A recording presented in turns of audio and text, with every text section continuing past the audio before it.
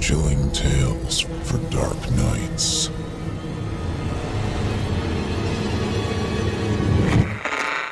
Want to make sure you never miss a Chilling Tales for Dark Nights video again? Be sure to subscribe and hit that bell to turn on notifications. Mind-numbing white light from simultaneous shell bursts scattered the men, some dead before they hit the ground, others screaming for a medic. The soldier flinched and involuntarily turned his head away, using his hands to shield his eyes. Beneath him, the earth rumbled and shook. More men appeared beside him, running toward the source of the unrelenting volley of enemy bullets. An explosion above them rained forest debris down on those beneath. Unsteady, he glanced to his left to see a fellow GI's chest explode, raining blood and tissue on anyone near him. Vertigo rocked his senses as he tried to get a grip on place and time. He fell face down onto the snow-covered, leaf-strewn forest floor. The clatter of tanks, human screams, and orders shouted in panic overwhelmed him. All around, the chaos of mechanized warfare bombarded his senses. Flashes, followed by the cracks of bullets on their way to unseen targets, created a violent thunderstorm in what otherwise would be a quiet woodland. "Run!" his mind screamed. Despite the cold, sweat stung his eyes. Wiping his forehead with his sleeve, it came back smeared in dirt and other men's blood. Survival instincts took over as bullets whizzed by over his head. "Run!" A glance behind and another ahead overwhelmed him with indecision. "Do something. This will get you killed." The shouts of his fellow soldiers intensified as more men succumbed to the withering barrage of bullets. He decided to escape in the direction from which he had came. No. He couldn't. The soldier drew an unsteady breath. The only thing stronger than a need for self-preservation remained his fear of being called a coward by his fellow soldiers. As men raced past him toward the chaos, he rose to his knees, bloody knuckles pressing into the dirty and leaf-littered snow. Finally, he pushed himself to a standing position. Off to the left, a large tree offered a temporary hiding place to check himself for injuries. He slipped beneath the wide branches and patted down his body. No significant wounds. Every explosion in the nearby forest shuddered the ground beneath him. He pressed his back into the mighty oak, but found no reassurance. He shut his eyes tight as bullets struck nearby trees, creating geysers of loosened tree bark to sting his exposed skin. Clamping his palms over his ears, he gasped for a breath. The tightness in his stomach intensified as he could still hear the cries of dying men calling for their mothers. "Franklin, get your ass going. This isn't break time." The voice of his squad's master sergeant on his right snapped him out of his paralysis. He stepped beyond the safety of the tree just as he heard a muffled grunt. The master sergeant fell to the ground next to him, a gaping hole in the man's chest, and lifeless eyes pointed toward the sky. Dusk descended over the woods, which added a surreal quality to his surroundings. Desperation for survival prevailed over his worry of being considered a coward. He picked up his rifle with both hands and ran from the carnage. Navigating through the growing darkness and trying to avoid stumbling over bodies made for slow going. Finally, he broke out of a tree line. He stopped at the edge of the dirt path, looked both ways for the enemy, then glanced at the sky where the moon glowed through a thin layer of clouds. He crossed the narrow opening into another canopy of trees. Relief settled over him when he saw other men, just like himself, fleeing the battle. An unknown force pushed him forward. He stumbled. Searing pain traveled up his spine. He fell to the snow-covered ground. Breathing grew difficult, and a calmness swept over him. Finally, he lay still. He stood in a kaleidoscope of swirling colors. Within the lights, he heard voices beckoning him to approach the brightness. His long-dead mother called his name, and he felt her hand on his cheek. Scenes from his childhood flashed past as he walked toward the center of the brilliance. He gasped with the next vision. His girlfriend offering her unclothed body to him on the night prior to leaving for boot camp. He watched as a door closed. The bright colors ceased and cold engulfed him once again. His heart skipped a beat when he witnessed the events of that fateful night in Chicago. His final image before total darkness overtook him was the gangplank on the ship he would board for the journey to the battlefields of Europe. Struggling to regain awareness, he remembered the date to be December 16, 1944. The location he and other members of the 9th Infantry Regiment were assigned by Allied command was the Ardennes region of northeastern France. History would record this date as the start of the infamous Battle of the Bulge. Drifting in and out of consciousness, he lay in the snow, succumbing to a feeling of ultimate peace. Against his wishes, he awoke. Silence dominated his surroundings. He rose to his knees as cold, stiffened joints quickly turned the effort into a painful ordeal. Challenged by the agony, he struggled to stand. The butt of his M1 Garand lay close by. When he reached for it, pain seared through his body. Slowly, the agony subsided, and he used the rifle to push himself erect and surveyed his surroundings. Except for unmoving bodies posed in grotesque statues of death, he stood alone. The snow-covered forest floor, crimson with the frozen blood of dozens of his fallen brethren, met his gaze. The vertigo returned.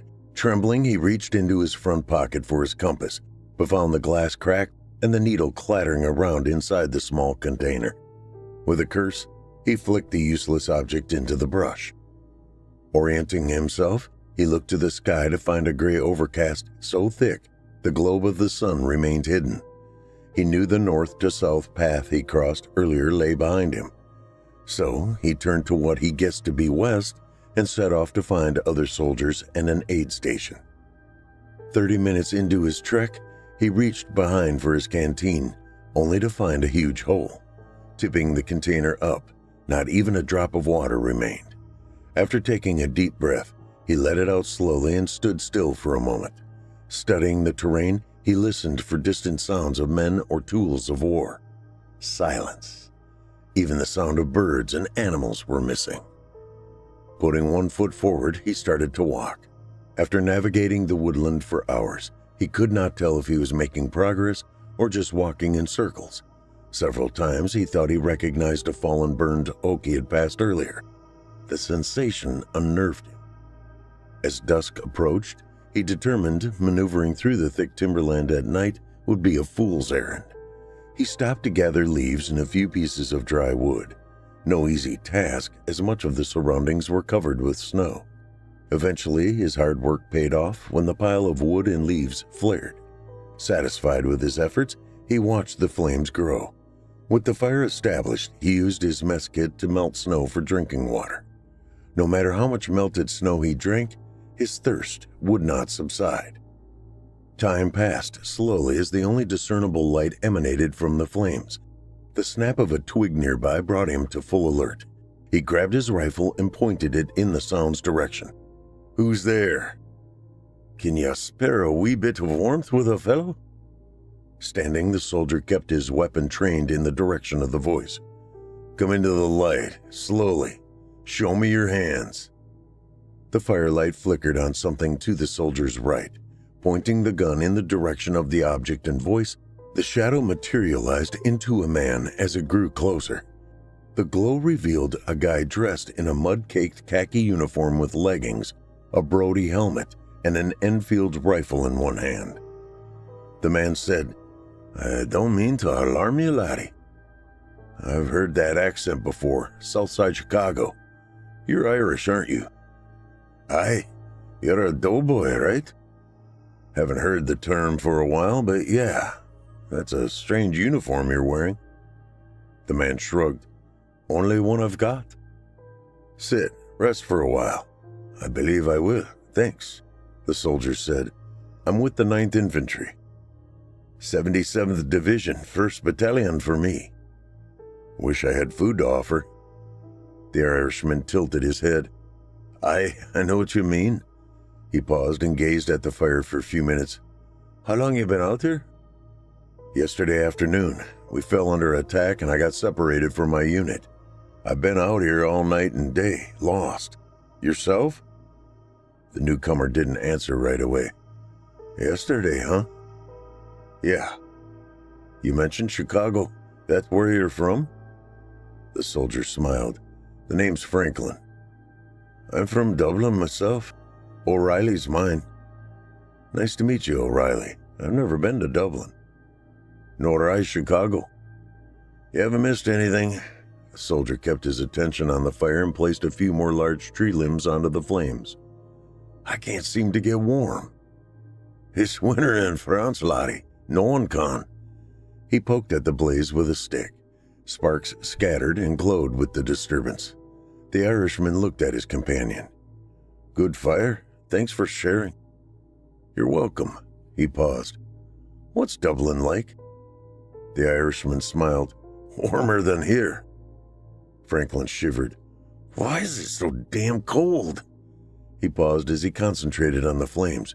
Finally, he asked, Have you looked for your unit? Yes, but I'm sure they pulled out a long time ago. You can hook up with mine as soon as I find them? The soldier frowned as he observed the Irishman. He said, You don't have an overcoat. A shrug answered the question. He held his hands closer to the fire and then studied the soldier. Have you seen much combat? No, this is my first. He paused. I've seen death up close before, but nothing like I saw yesterday. He took a deep breath, avoiding the Irishman's eyes as he let it out. O'Reilly did not respond except to stare at the flames. The two men remained silent for an extended length of time as the glow and the crackling flames seemed to be their only connection to the world.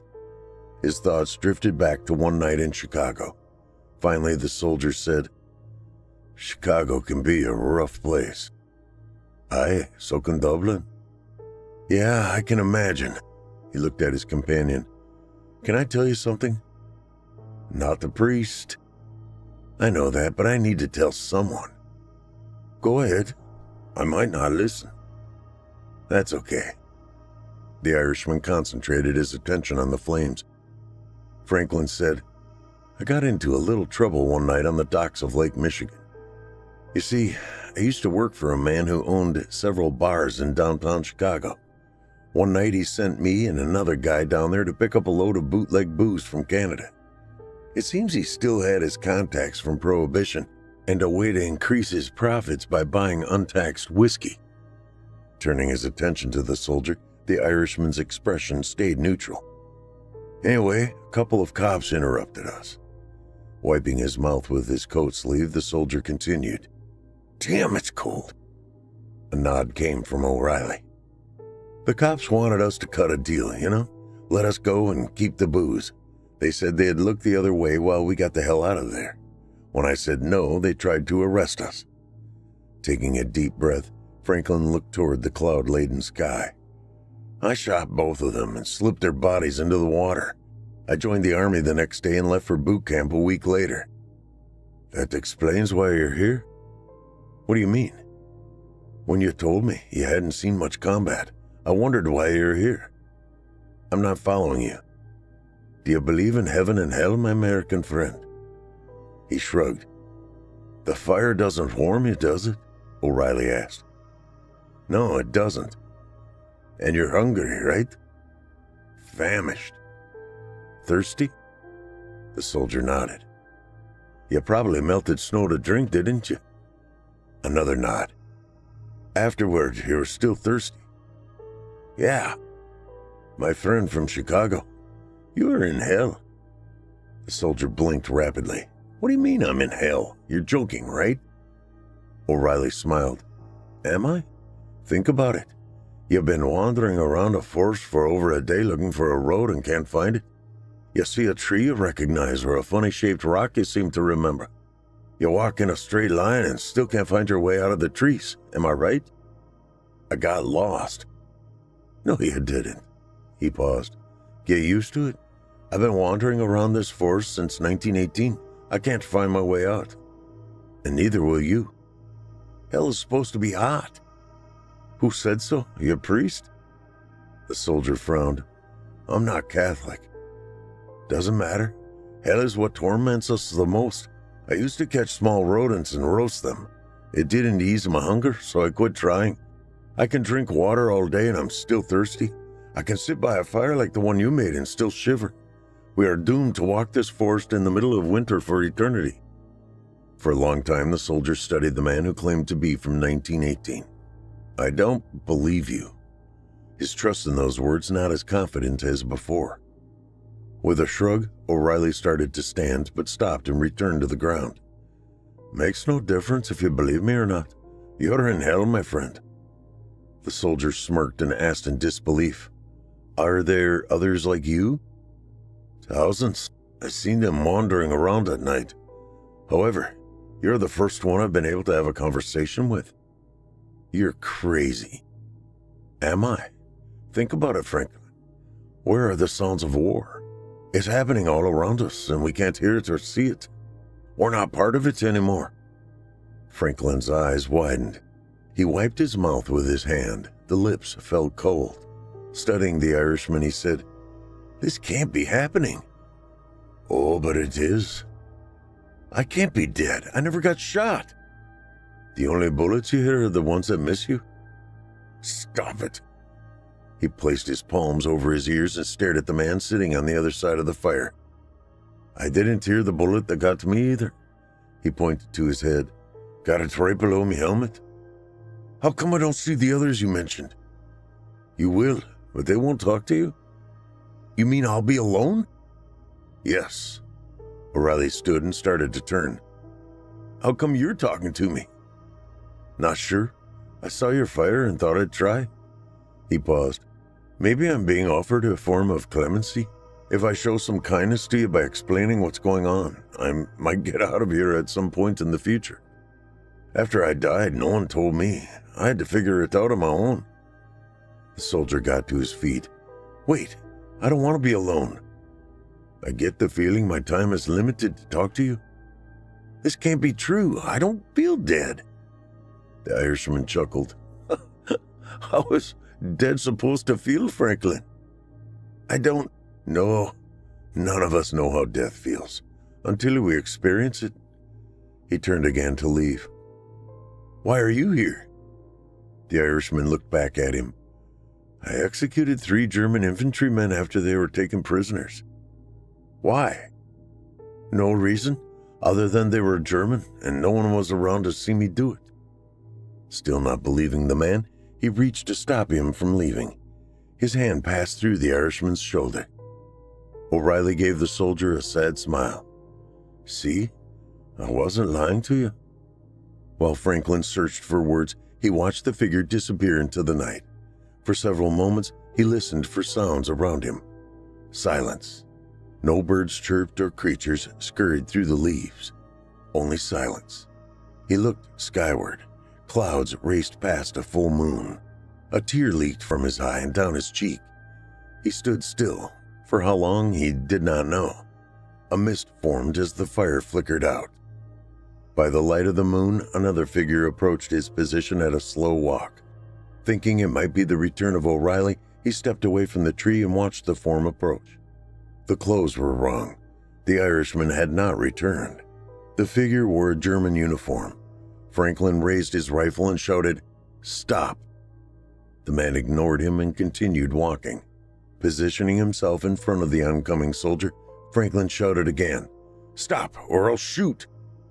The figure did not stop or slow. Finally, it passed through him. The only thing Franklin felt was a cold breeze as he watched the specter disappear into the darkness.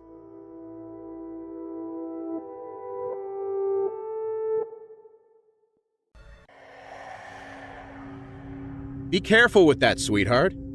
That might be too heavy for you to carry up the stairs," Greg yelled at his teenage daughter, Cassidy.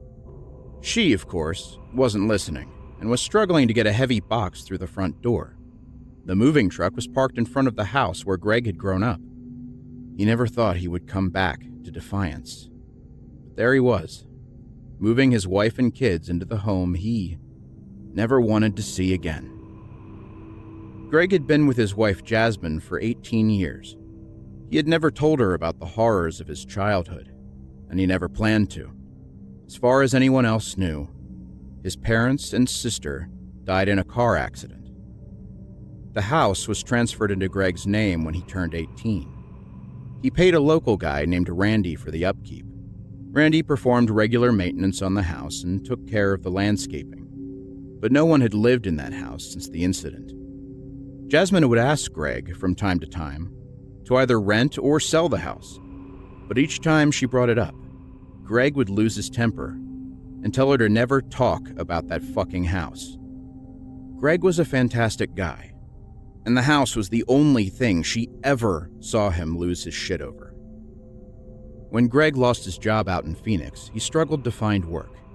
He couldn't believe his terrible luck in finding adequate employment in a city so big.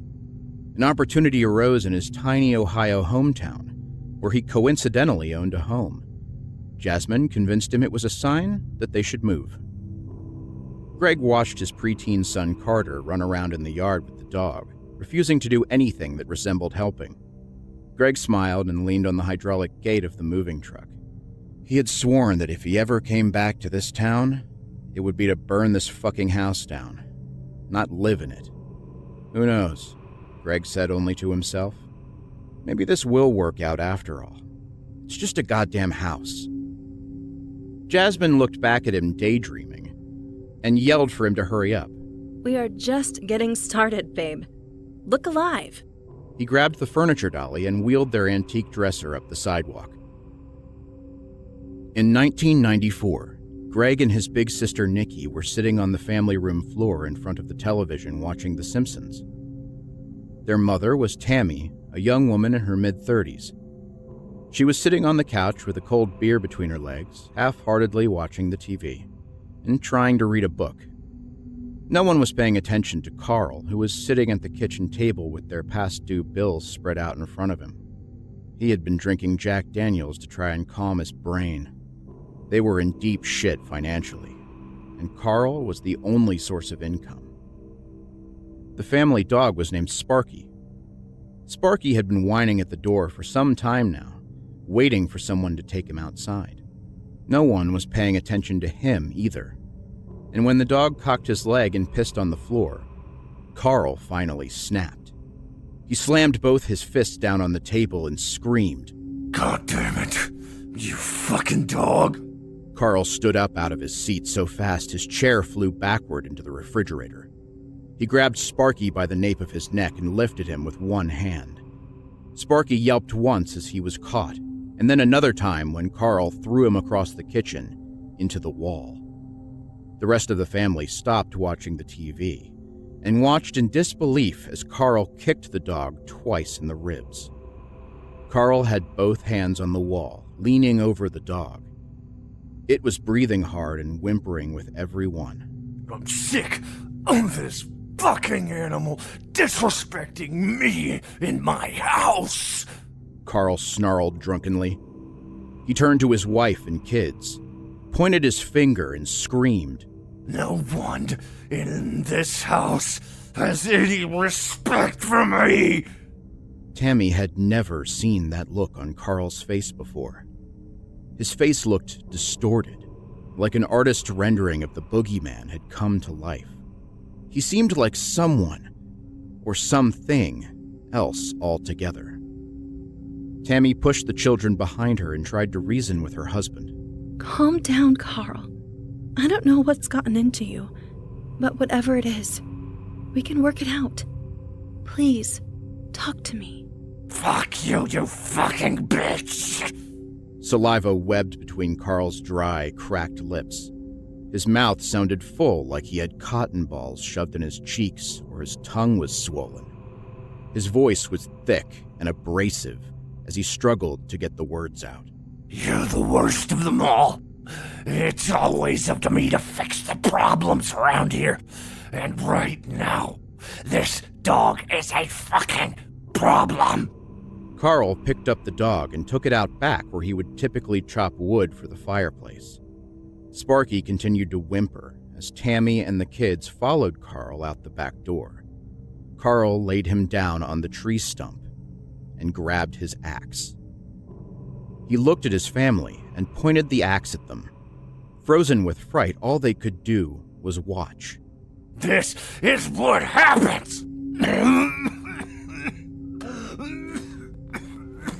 Carl growled and coughed, then started over.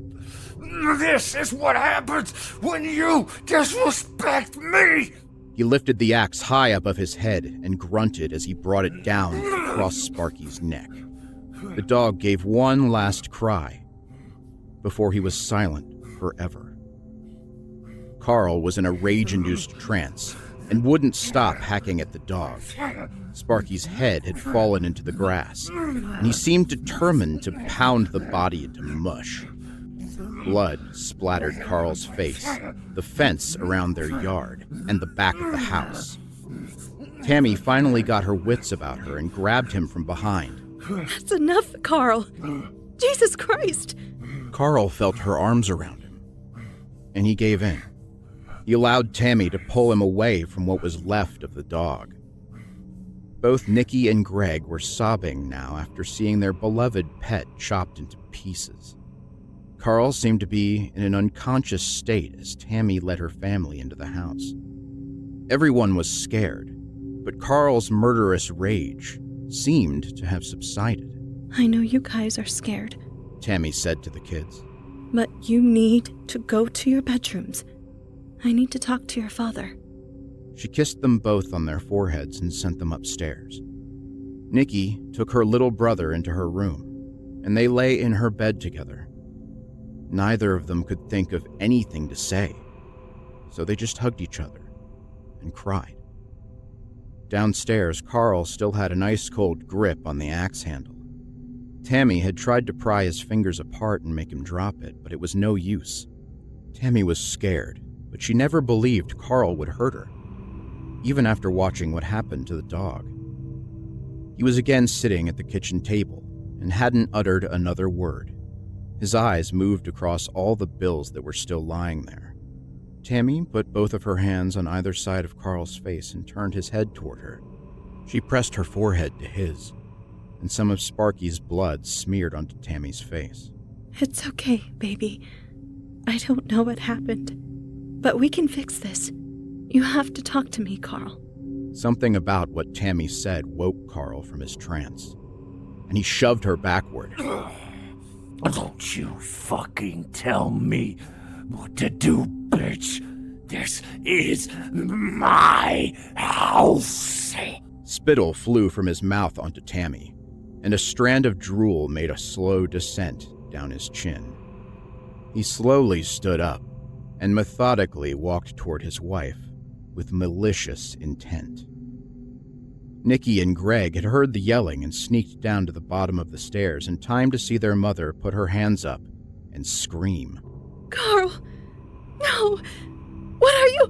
She couldn't finish her sentence as he brought the axe down onto her. The first blow of the axe struck her in the forearm and got stuck. Tammy screamed as Carl put his foot on her face for leverage and pulled the axe out of her arm. He raised it over his head again and drove it into her skull. Blood sprayed everywhere, including the kids watching at the bottom of the stairway. Nikki let loose a blood-curdling scream, and Greg just stood in place, unable to breathe or move. Nikki ran up the stairs as Carl struggled to pull the axe out of Tammy's head. Carl finally had the axe loose and followed, not even acknowledging little Greg just standing there. Nikki shut her bedroom door behind her, but the door didn't have a lock. Carl quickly kicked it open and saw his daughter cowering in the corner. Nikki was about to turn 16. She often talked with her dad about him taking her out to practice driving. He had let her drive around the block a few times, with the understanding that she could not tell her mother. Even though she was only a sophomore in high school, she had been invited to prom by one of the upperclassmen.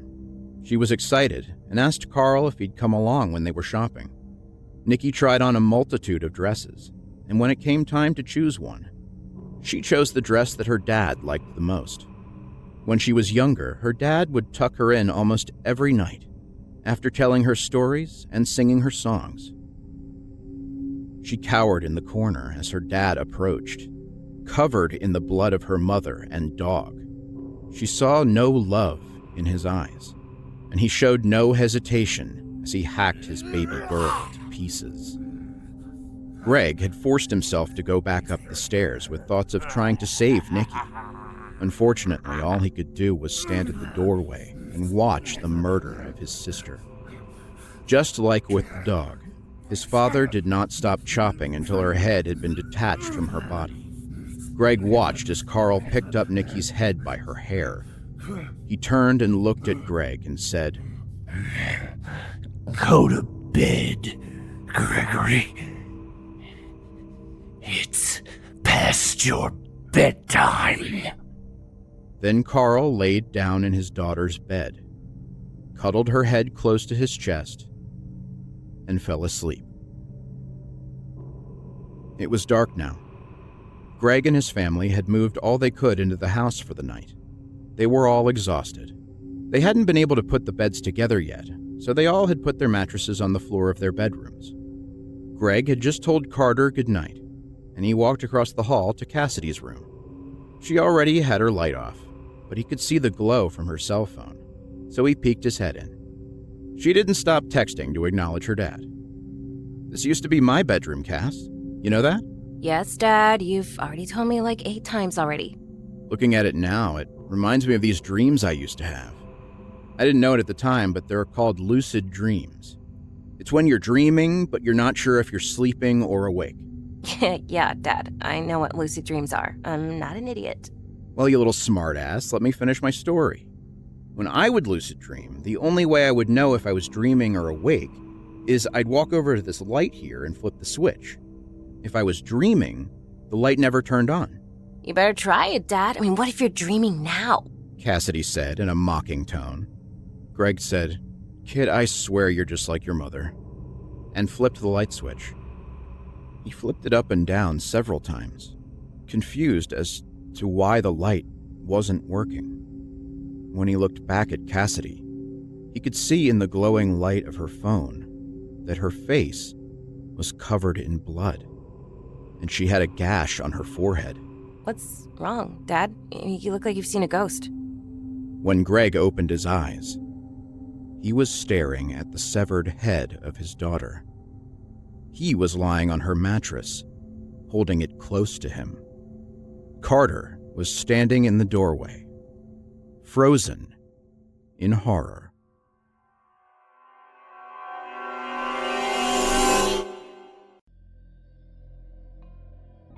Dak and Chadwick each lit up a smoke and cracked their windows, the excitement of a good day fishing warming their spirits despite the cold wind that suddenly filled the cab of Chadwick's truck. Sporadic raindrops began to fall as they left the river pooled in the road and splashed off the deeply grooved tires of the smoky old diesel truck, creating a cascading wave of dirty water, sloshing on both sides of the truck. "I cannot believe that Big Bass's energy today," Dak cried out, elated at the day's catch. "Easy for you to say. All I got was that damn throwback." Chadwick rolled his eyes as the words left his mouth. Headlights passed by as they reveled in their elevated mood. Dak reached over to the center of the console and spun the volume knob on the radio. "I need to take a nature break, if you know what I mean," Dak informed Chadwick as he was exiting the interstate onto the maze of back roads that connected the interstate to his home. "Sure thing. Let me find a good spot," he answered, not bothered at all by taking a short break from the 2-hour-long drive. Chadwick slowed as he looked around for a safe, secluded place to use as nature's urinal as a street sign entered their field of vision. Chadwick slowed, squinting to read the sign. Light Road. It's dark.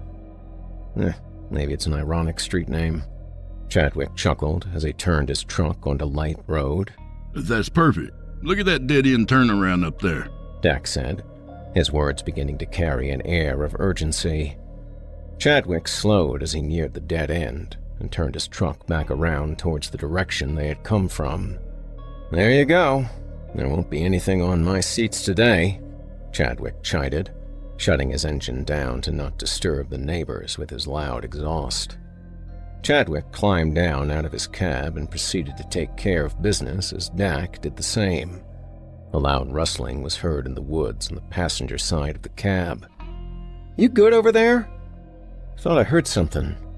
Chadwick asked Dak, his anxiety beginning to creep up on him like a predator silently hunting prey. Yeah, I heard something too. Sounds big. Dak replied, his voice shaking just enough for Chadwick to notice the change. Let's hurry up and get going. It's probably a fox or something, but better to not find out. You know, just in case, Chadwick suggested, his feet now flat on the floor in his cab.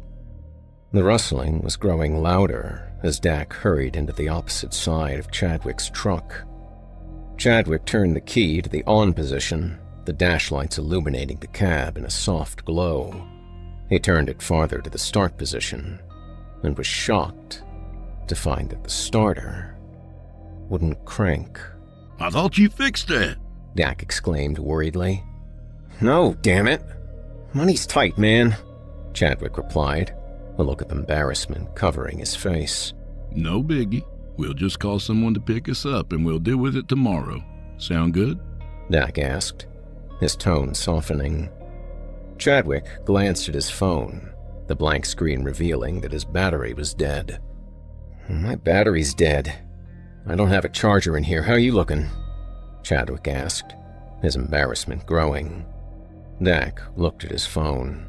Oh my God, no signal. What kind of backwoods place did you bring me to? Dak asked, annoyance entering his tone again. Didn't you find this road? Chadwick asked, deflecting the blame to his younger friend. What do we do? Dak asked, residual fear resonating in his voice. The old guys say that if you tap the starter with something heavy, like a hammer, then it might kick over, Chadwick suggested, climbing out of his cab to root around in his toolbox. Dak waited inside the cab and stared out the window aimlessly. After a few moments, he turned to look at Chadwick to see if he had found something useful. Fear overtook his senses as he looked around for his friend. What the hell? Dak thought as he jumped out of the truck, frantically trying to locate his friend. Dak reached the truck's tail end, finding Chadwick bent down, tying his shoe out of view of the cab. Damn it, Chadwick! Dak exclaimed angrily. What? Chadwick asked, clearly confused by Dak's reaction. Never mind. Did you find anything? Dak asked, intentionally changing the topic quickly. Nope, nothing that I think will work. I had my tools out last weekend. I guess I forgot to put them back in. The toolbox is basically empty. Chadwick shrugged as he walked back to the cab. The sound of the truck doors slamming shut seemed like the equivalent of a coffin being sealed shut for the two young men. Their perception of the silence and the cold inflated to extremes as they sat in their respective seats, watching their breath fog the windows. Chadwick passed the time looking at the details of the two houses to their left. Up until just a moment ago, both houses had been completely dark. The second house on the left now emitted light in two separate downstairs windows. Chadwick rolled down his window and lit up a smoke. You think the people at either two of these houses would help us out? Maybe use their phone or something? Chadwick suggested, grasping for some sort of solution. I don't know, man. It's late. And what if these yokels are crazy or something? Dak asked. I'm sure they're normal, nice people. Besides, it's only 8 p.m., Chadwick said, staring at the house with the light on. The second house on the left now had the porch light on, and lights inside the house. Well, look at that, Chadwick exclaimed as a man and woman walked towards his truck. I got a bad feeling, Dak muttered as Chadwick climbed out of the truck to greet the people as they approached. You boys in some sort of trouble? The man asked. The man stood about 6 feet tall. His black hair was cut short, revealing weathered facial features that only old age could bestow upon a man. His wife stood at a slight 5'2", creating a vast height difference between them. Her hair was gray and long, and her skin bore a resemblance to the consistency of a long-past ripe avocado. Her long, painted nails stuck out from her fingers like crude daggers. This feels wrong. Look at these guys, man. Dak muttered under his breath. Yes, sir, we are. I believe my starter's dead in the water and our cell phones seem to be giving us a hard time. Chadwick explained as Dak continued muttering under his breath about his disapproval of their situation. How can we help? The woman asked in a raspy voice. A phone would be awesome, Chadwick suggested as the raindrops descended more rapidly on the concrete. Come on in, boys. Let's get you out of the rain and we'll figure it out. The old man offered, waving his hand in the direction of his 2-story home across the street. No, Chadwick. No way, Dak said, as Chadwick started to walk towards the old couple's home. Come on, Dak. Are you really going to spend the time out here by yourself? Chadwick asked sarcastically. Damn it, Dak thought, as he climbed out of the truck and joined his friend as he walked into the house. The 2 young men entered through the front door into a small mudroom. The first thing that they noticed inside the home was a wall-mounted topographical map of the state of Idaho. What the fuck? Chadwick thought, as his gaze settled on the map. You guys like potatoes? Chadwick asked, stifling a laugh. The old couple looked at him questioningly. Never mind. My bad, Chadwick said, backpedaling his words. My name is Martha. This is my husband, Wilbur. The older woman said, pointing at herself and then her husband. I'm Chadwick, and this is Dak, Chadwick said politely. Welcome to our home, boys, Wilbur said as he led them into the kitchen. The kitchen walls were adorned with some of the strangest wall art either of the 2 of them had ever seen. The most prominent being a large painting of an apple sawing a pear in half. The second most notable was a 4x4 canvas of 2 spider monkeys, playing tug-of-war with an unknown bird species. The image that stuck out the most in Chadwick's mind was a small painting of a young child, building a small toy structure using severed fingers in place of toy blocks. Chadwick shuddered. I see the cold is seeping into your bones. Come, warm yourself by the fireplace, Wilbur suggested. No, I'm not cold. It's your creepy paintings, Chadwick thought, as he followed Wilbur into another room. How about that phone? Chadwick asked Wilbur as the old man sat down in a chair. Oh dear, I thought I mentioned that already. I'm afraid our phone lines have gone down with this strange intermittent storm we've had today, Wilbur explained as Chadwick felt a ball begin to tighten in his stomach. Chadwick looked around and began to wonder where Dak was. Do you know where my buddy Dak is? Chadwick asked Wilbur as he watched him rock in his chair. Oh, I think Martha sat him down while she cooks up some food for you boys, Wilbur answered, rocking faster. Chadwick glanced at the man just in time to see a shadow race across the room from left to right. What was that? Chadwick asked, pointing towards the area that he saw in the movement seconds ago. Not sure what you mean, Wilbur asked, appearing slightly confused. Is there anyone here besides you and Martha? Chadwick inquired anxiously. No, just us 2. Why do you ask? Wilbur questioned. Never mind, I thought I saw something. I must just be tired, Chadwick explained. A loud bang rang out from the kitchen. Chadwick left the room he was currently in and retraced his steps back to the kitchen. Oh, blasted cat! Martha yelled as Chadwick entered the kitchen. Chadwick watched as a black and white cat scurried out of the room, stopping to look back at the pile of pots and pans it had knocked over before disappearing into the shadows of the hallway. Martha busied herself with quickly picking up the mess that had overtaken her kitchen floor. Martha, The damn rain is turning to snow. Wilbur yelled from his rocking chair. Chadwick crossed the kitchen to look out of the lone window. The rain had indeed turned into the start of a ferocious winter storm. He sighed. Chadwick squinted as he looked through the snowy haze towards the other side of the road. A lantern, held by a shadowy figure, could be seen bobbing through the woods at a slow pace. Chadwick shook his head and turned around. Martha stood behind him, staring through the window. She hurriedly shut the curtains as Chadwick walked away from the window. Best not to invade the goings-on of the night, she said, hastily leaving the kitchen. Chadwick watched her as she left the room. Dak jumped up from his chair as they heard a knock on the door. Boys, let that be. We're not expecting any company, Martha called from the living room. Chadwick walked down the hallway to the living room, stopping as a small boy ran by him, giggling like a hyena. What is wrong with these people? Chadwick thought angrily. Why lie about having someone else here? Chadwick entered the living room and approached Wilbur's rocking chair. I just saw your grandson.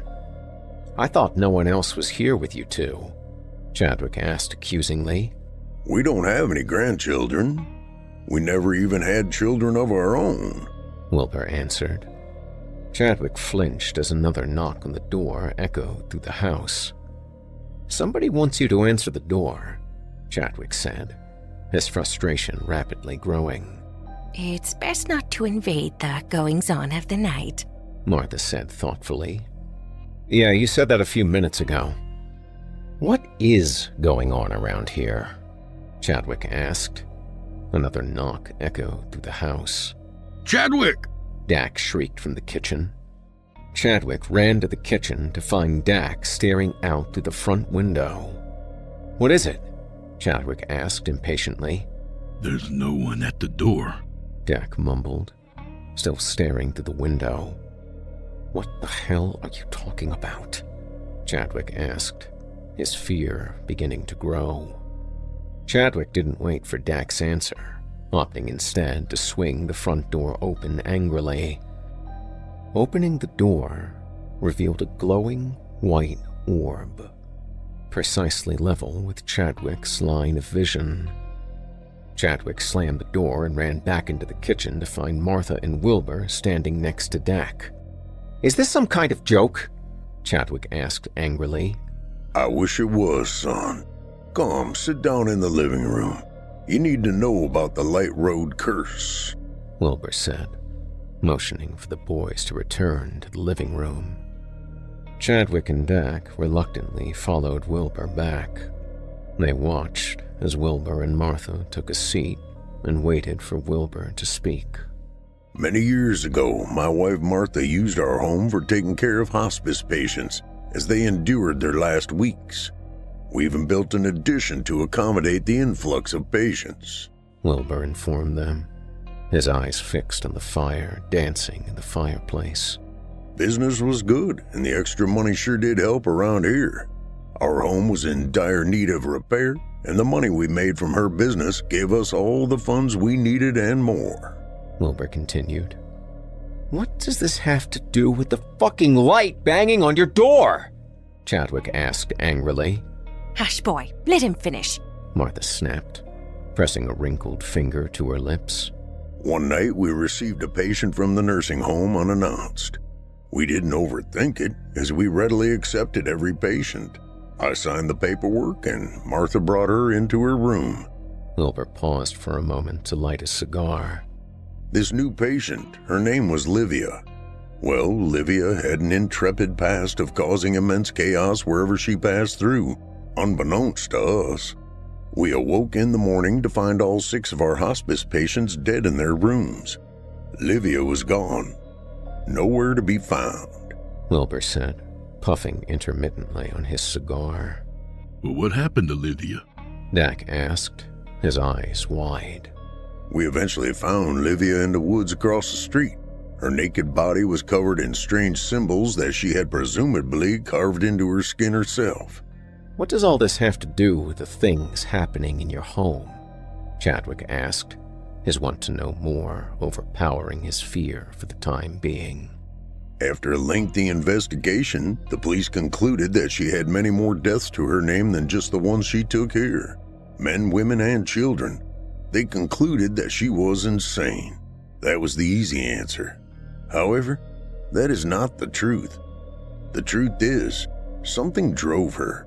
Something lived within that woman. Now that thing resides on this road.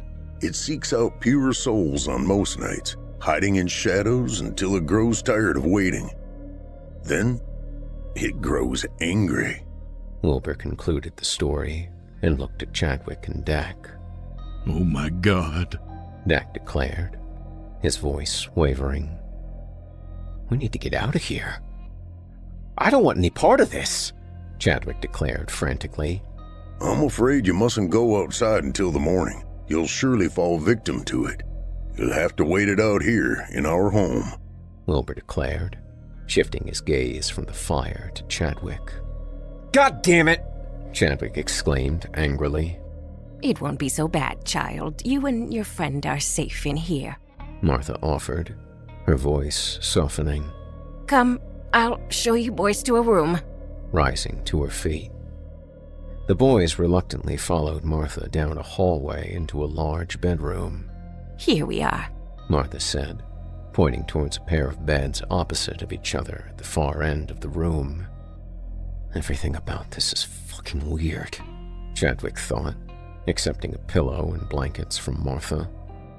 Martha slammed the door shut on her way out of the bedroom.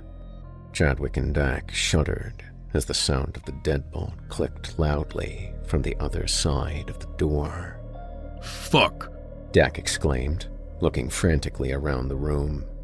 Chadwick looked around the room as well, noticing that it had no windows and no other items inside besides the two beds. Son of a bitch. We fell for that one, Chadwick thought, his inability to recognize the situation unfolding frustrating him immensely. there must be some way out of here. Dak declared, quickly coming to the same realization that Chadwick had. Silly boys. There's no way out from here. Your souls will soon be anchored to this place long after your bodies have rotted and decayed. Martha cackled through the locked door. The two boys froze as a bang sounded from the wall next to them. It won't be long. Livia's already here. Martha screeched, her voice like nails across a chalkboard. Another bang resonated throughout the room, shaking the walls. Dak, this isn't the end for us, bro. We are getting out of here! Chadwick shouted, slamming his shoulder into the bedroom door.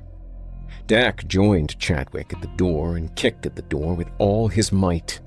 The door began to creak and groan under the continued stress of the two boys repeatedly striking the wooden door. Stand back, Dak! Chadwick yelled before getting a running start and slamming into the door. The door relented, flying open into the hallway, splinters flying in all directions. Way to go, Chadwick! Dak shouted, chasing after Chadwick as he fled down the hallway. Chadwick suddenly began furiously backpedaling after seeing Martha coming towards him with a large butcher knife. Dak pushed past Chadwick, screaming as he fearlessly tackled Martha to the ground. Chadwick, seeing the sudden bold action of his friend, pounced on Martha immediately. Martha shrieked as Chadwick wrestled the knife from her grasp. Don't kill her. I don't want to kill anyone. Dak screamed, tears filling his eyes. We are fucking leaving! Chadwick exclaimed, holding the knife in front of his body. Martha didn't say a word. She just glared at the boys, her eyes projecting hatred in an immeasurable amount. Wilbur stood at the far end of the hallway, watching the scene before him silently, Knack and Chadwick bolted through the front door and turned down the road, continuing in a full sprint until they found the end of Light Road. The two boys paused after stepping onto Main Street. They looked back in silence. Their gaze finally settled on the lone street light, flickering on and off near the entrance of Light Road.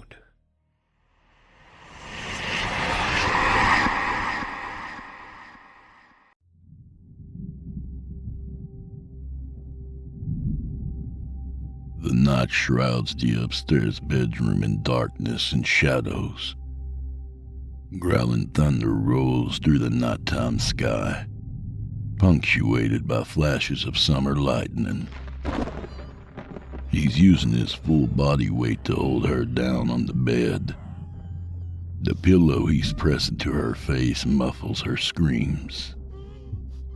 She fights for her life, but he is relentless. After what seems like an eternity of horror, her body goes limp. The pillow lands on the floor.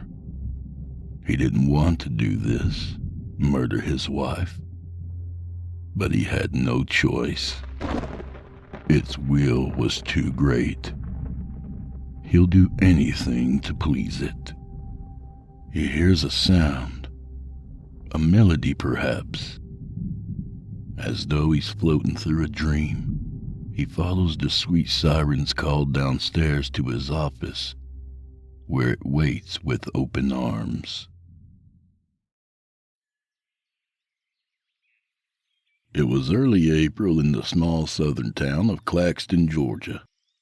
The upscale neighborhood of Collingwood brimmed with vibrant flowers and small white cherry blossoms that danced through the air like springtime snow. Old oak trees lined both sides of the narrow streets, their outstretched arms providing a lush canopy that shielded the residents from the sunlight like gentle green hands.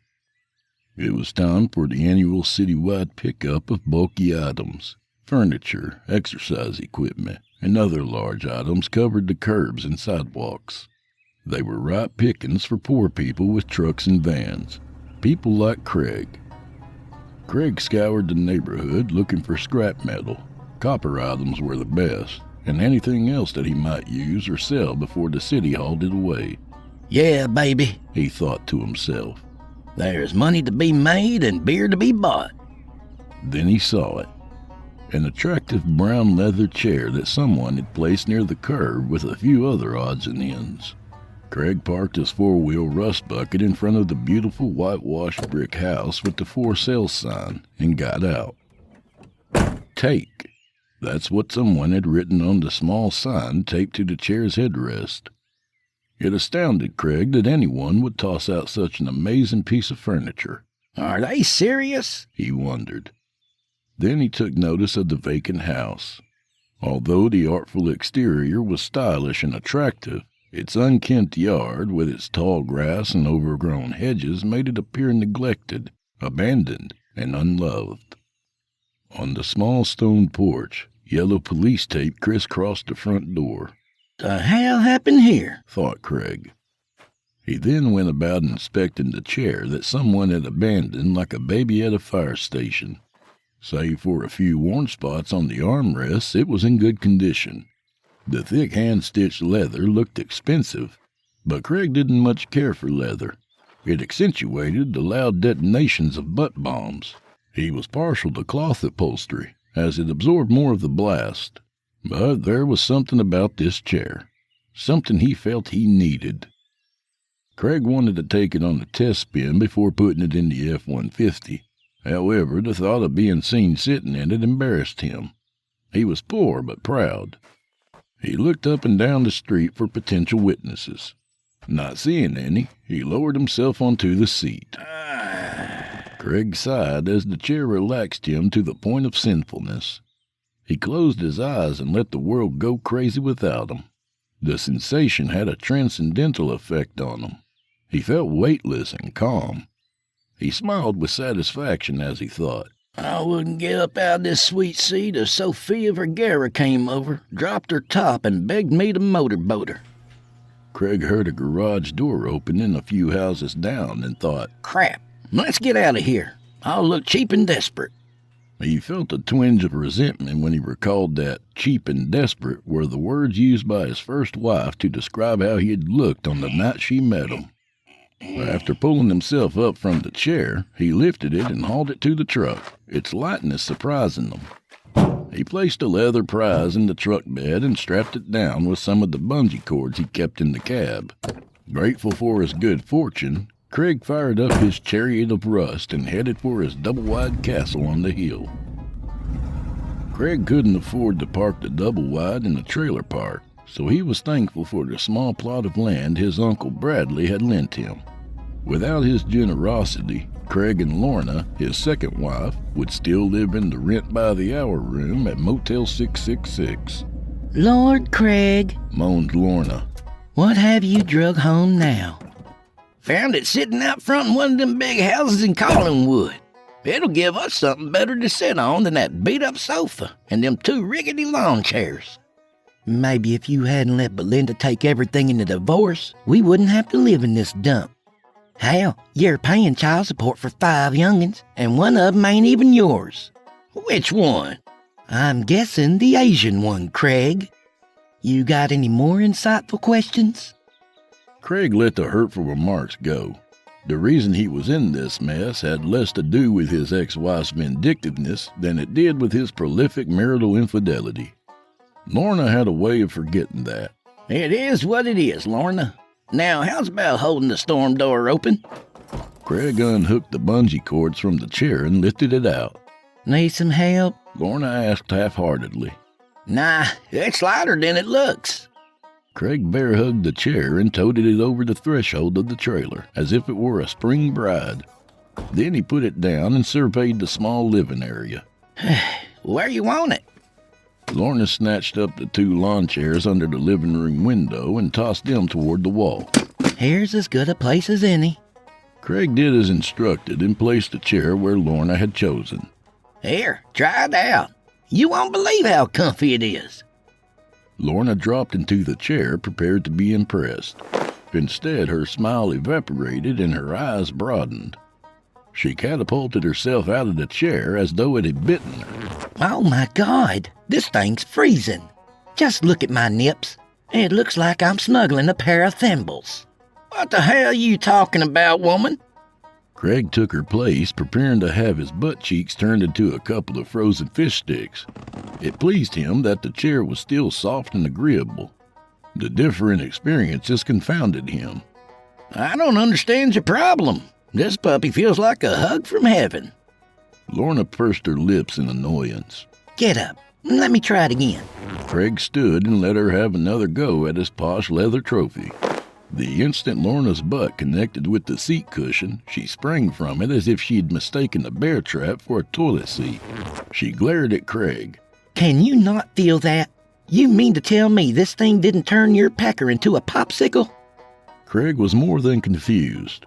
It made him think back to a recent New Year's Eve party. He'd gotten so drunk that he wandered off down the street, pissing his pants and staggering around like Hunter Biden on his birthday. He touched the seat of the chair, still toasty. I don't get it, Lorna. It feels fine to me. Are you getting your, period? It could be a woman thing. Lorna gave him the look to remind him she didn't get periods. She got exclamation points. Period schmeriod, she barked. This is officially your chair. I hope your ass and that cushion have a happy life together. Then she stormed off, grabbed the keys to her orange 2002 Ford Fiesta, made in America by God, and headed out the door. Craig followed her outside as if he had tethered himself to a train. Lorna, where you going? To get some damn groceries? You almost drank all the PBR, and don't tell me you ain't been smoking my cigarettes. Shame coursed through Craig's rail-thin body. He'd been sought, caught, and convicted. In the tense moment, he hated asking for anything, especially something embarrassing. Could you, pick up some Preparation H? My butt's got company over, and they're getting kind of rowdy. I'd like to be comfortable in my new chair. Lorna threw her head back with a grunt. Yeah, I'll get it. Anything else, your assholiness? Craig also wanted some Pop-Tarts, but he wasn't about to put his pecker on that power line again. Nah, it's all good. Lorna jumped in the pumpkin car, turning the engine over on the 5th try. Then she roared away, slinging gravel and dust in her wake, while the fan belt squealed like a hog in a wood chipper. After watching her leave, Craig ambled back inside, wondering to himself, if they call it Preparation H, how badly must Preparations A through G have burned? Craig searched the kitchen for something to eat. It was now well into the early afternoon hours, and he hadn't had nothing since the stale Captain Crush cereal he had eaten for breakfast. He hated the generic food that Lorna always got on the cheap at Costco. The brands had names that skirted the edges of copyright infringement. Dr. Popper Soda, Aunt Geronimo's Syrup, Chef Homeboy Spaghetti. He settled on one of the freeze-dried turkey sandwiches that his Aunt Pauline had given him back in January. Stupid woman had gotten one of those freeze-drying machines for Christmas. Now she freeze-dried everything, including one of her cats, who had died from choking on a dead mouse. Craig still cringed at the memory of how the poor creature had looked after Pauline caved in its body using the Heimlich maneuver. More like the Heineken maneuver, considering how drunk she was, he thought. After nuking the sandwich, he grabbed a can of Mountain Dew from the fridge and sat down at the wobbly table decorated with cigarette burns and water rings. The sandwich was tolerable, the drink cold and delicious. The satisfying meal, along with the trailer's warmth, lulled him into a state of heavy drowsiness. Craig likened it to whenever he took 3 fingers of NyQuil, or, as he thought of it, the poor man's crack. He rose from the table and set upon the arduous 5-yard journey to the living room. Craig usually took his power naps in the bedroom, but today he wanted to break in the new used chair. Whoa, sweet mama, he moaned as he nestled into the bosom of his dark leather lover. Then he closed his eyes and allowed the gentle pull of slumber to spirit him away. The music wakes him. He can't quite place the booming rock song. That's the new one from Loverboy. A voice breaks in as the tune is ending. He gets up and switches off the stereo receiver. The room is hazy, and he feels as though he's walking through thick, swampy water. He doesn't recognize the house. It's bigger than the trailer, more opulent. The decor looks dated, late 70s, early 80s. He enters the kitchen. It looks high-end with stainless steel appliances, mahogany cabinets, and a granite-topped island at the center. He wanders around, looking for something. For what, he doesn't know. He walks to the cabinet and opens the second drawer from the top. It's full of kitchen utensils, spatulas, wooden mixing spoons, clips for chip bags. After moving the contents around, he finds what he's searching for. He pulls the corkscrew from the drawer and walks to the bay window over the porcelain farmhouse sink. He turns the corkscrew in the sunlight, cascading through the window. It glitters in its golden rays. Honey, what are you doing? A woman asks. He turns to her and smiles. John, are you okay? He continues to smile as he goes to her and rams the corkscrew into her eye, twisting it until he feels it enter her brain. She drops to the floor in a lifeless heap as he continues smiling. Something unseen is pulling him, calling him. A gentle sound echoes from the wood-paneled den. There are no words, just a melody, and it's intoxicating. He must go to it. He cannot wait to fall back into its soft arms. Arms of comfort, of dark dreams. He closes his eyes, and... Holy moly, rock and rolly! Craig hollered. He fell out of the chair and landed face first on the cheap carpeting littered with corndog sticks and toenail clippings. Peeling a stick off the side of his face, he muttered, What the hell just happened? He jumped to his feet and willed his heart to be calm as adrenaline surged through his body like jet fuel. He held his hands to his face and saw that they were pale and shaken. He was relieved to see that no blood and goo were on them. He spun around looking at his surroundings. He was happy to see the stack of dirty plates and bowls in the sink, along with the empty beer cans and eggshells on the kitchen counter. They never looked so good. Craig plodded to the bathroom on wobbly legs and opened the closet door. Then he lifted the stack of towels in the left-hand corner of the upper shelf, grabbed the box of Marlboro Lights he had pilfered from Lorna's secret stash, and shook out a cigarette. He pulled his Harley-Davidson lighter from his pocket, lit the cig, and took a long drag. He blew the smoke through his nostrils and sighed. Sweet child of mine. Talk about a nightmare from hell. Craig looked at the official NASCAR wall clock featuring Chase Elliott and saw that he had been out for almost an hour. Where's Lorna with the groceries? He wondered. He fished his cell phone from his back pocket and called her. When she picked up, he said, Where you at, woman? You been gone forever. I had to run by work. Jade called from the hair salon, said Vonda showed up drunk again. She got woozy while she was cutting some gal's hair and puked all over her head. They needed help cleaning up the mess before the cops came and the lawyers called. Lorna was a hairstylist, code for a barber with boobs. The Snappy Snip was in a small, sketchy strip mall next to a business that sold discount cigarettes. Lorna preferred the name brands. Since they cost more, she figured they were better for you. And with all the dumb crap going on at the shop daily, she needed them to keep herself calm and sane. So when do you think you'll get home? Asked Craig. It shouldn't be too much longer. Why? I need to take some stuff to the recycling center. I just didn't want to miss you. Can you get back by 4? No problemo. Actually, I'll probably beat you there. See you later, then. Craig put the phone away and set about loading the scrap metal under the carport into his truck bed. Then he headed out, his Kenny Chesney CD blaring as he went. A couple of hours later, Craig was heading back from the metal recycling center. He'd gotten $12 for the beat-up barbecue grill and 7 bags of soda cans. Every bit helps, he thought. It still bothered him that Lorna was the breadwinner in the marriage, but she was, after all, the brains of the outfit. No question there. It was just something he knew he'd have to make peace with. When Craig got home, he stripped down to his drawers, grabbed a freeze-dried pickle, and plopped into the chair. He shivered when he recalled the nightmare from earlier.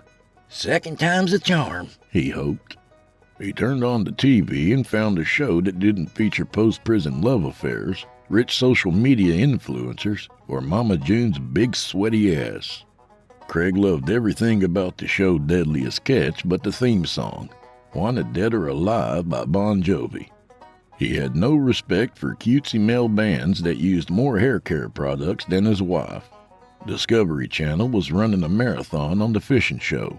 However, not only could Craig not run a marathon, he couldn't stay awake for one on TV either.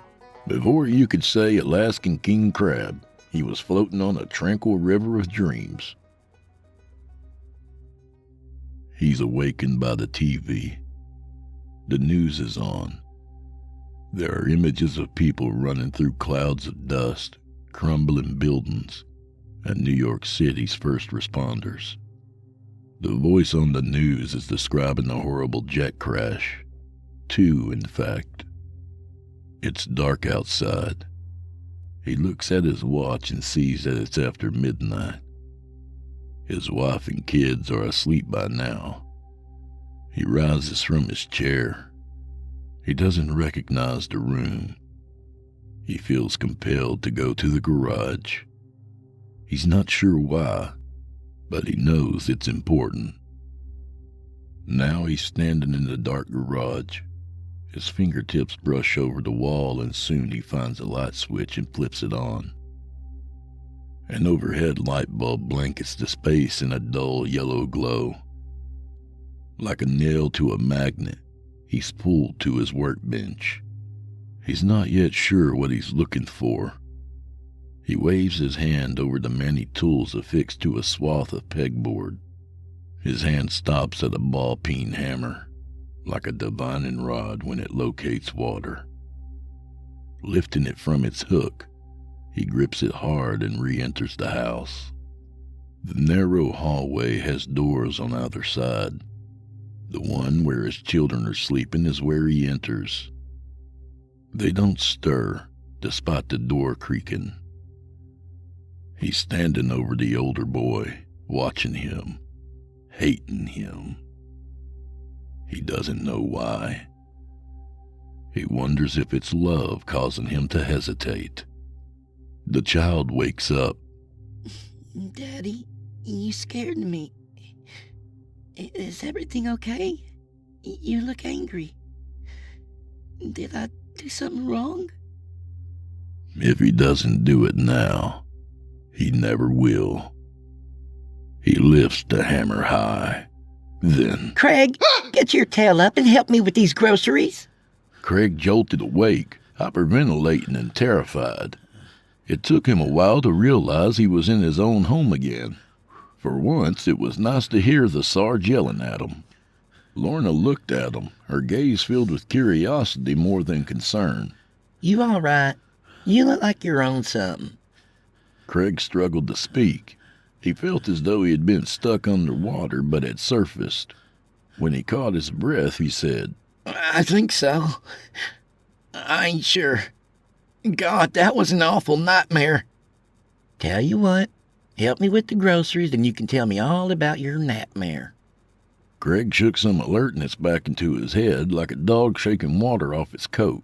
Yeah, let's do that. Let's grab the groceries. Then the unexpected happened. Craig did something that Lorna wanted him to do without complaining. Craig helped Lorna unload and store the groceries. As he was placing the beer in the refrigerator, Lorna said, Why don't you keep a couple of them out? Let's hear about that bad dream you had.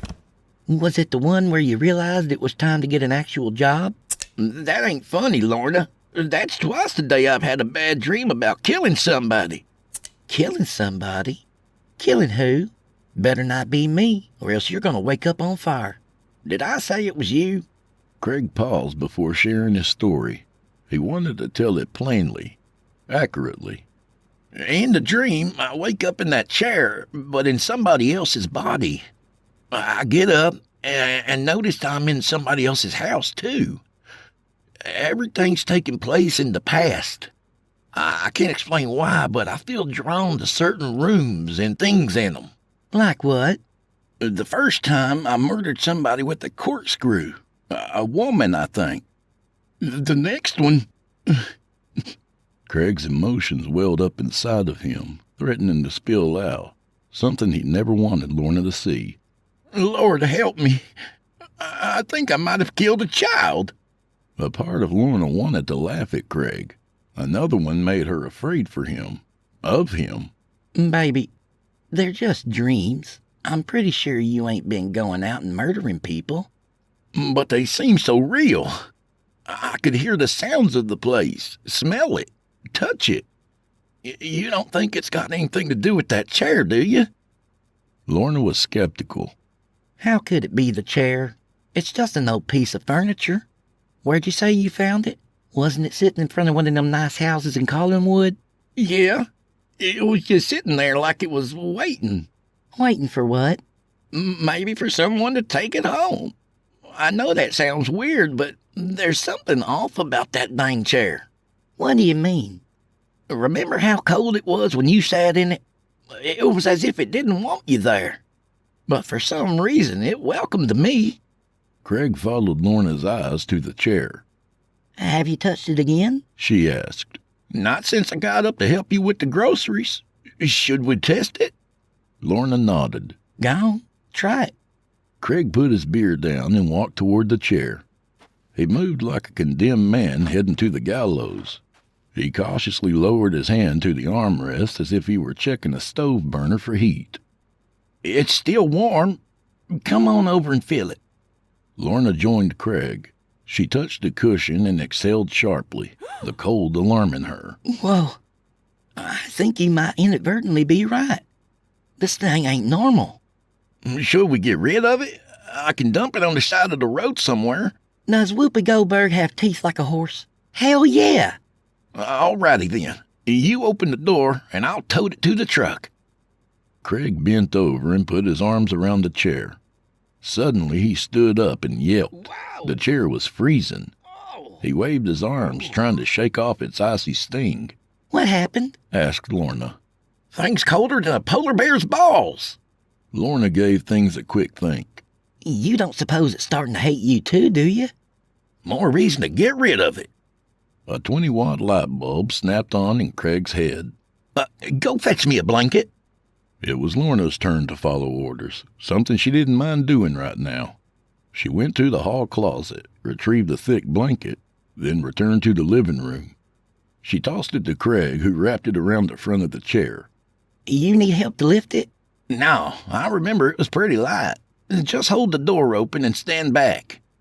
As Lorna went to take care of the storm door, Craig squatted and wrapped his arms around the chair. Okay, let's try her again. Wow. This time his hand slipped off. The chair had become heavy. On the next attempt, he tightened his grip. Then he pushed his leg muscles to their limit, grunting from the effort.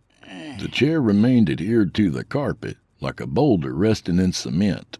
How come you can't lift it? Lorna asked.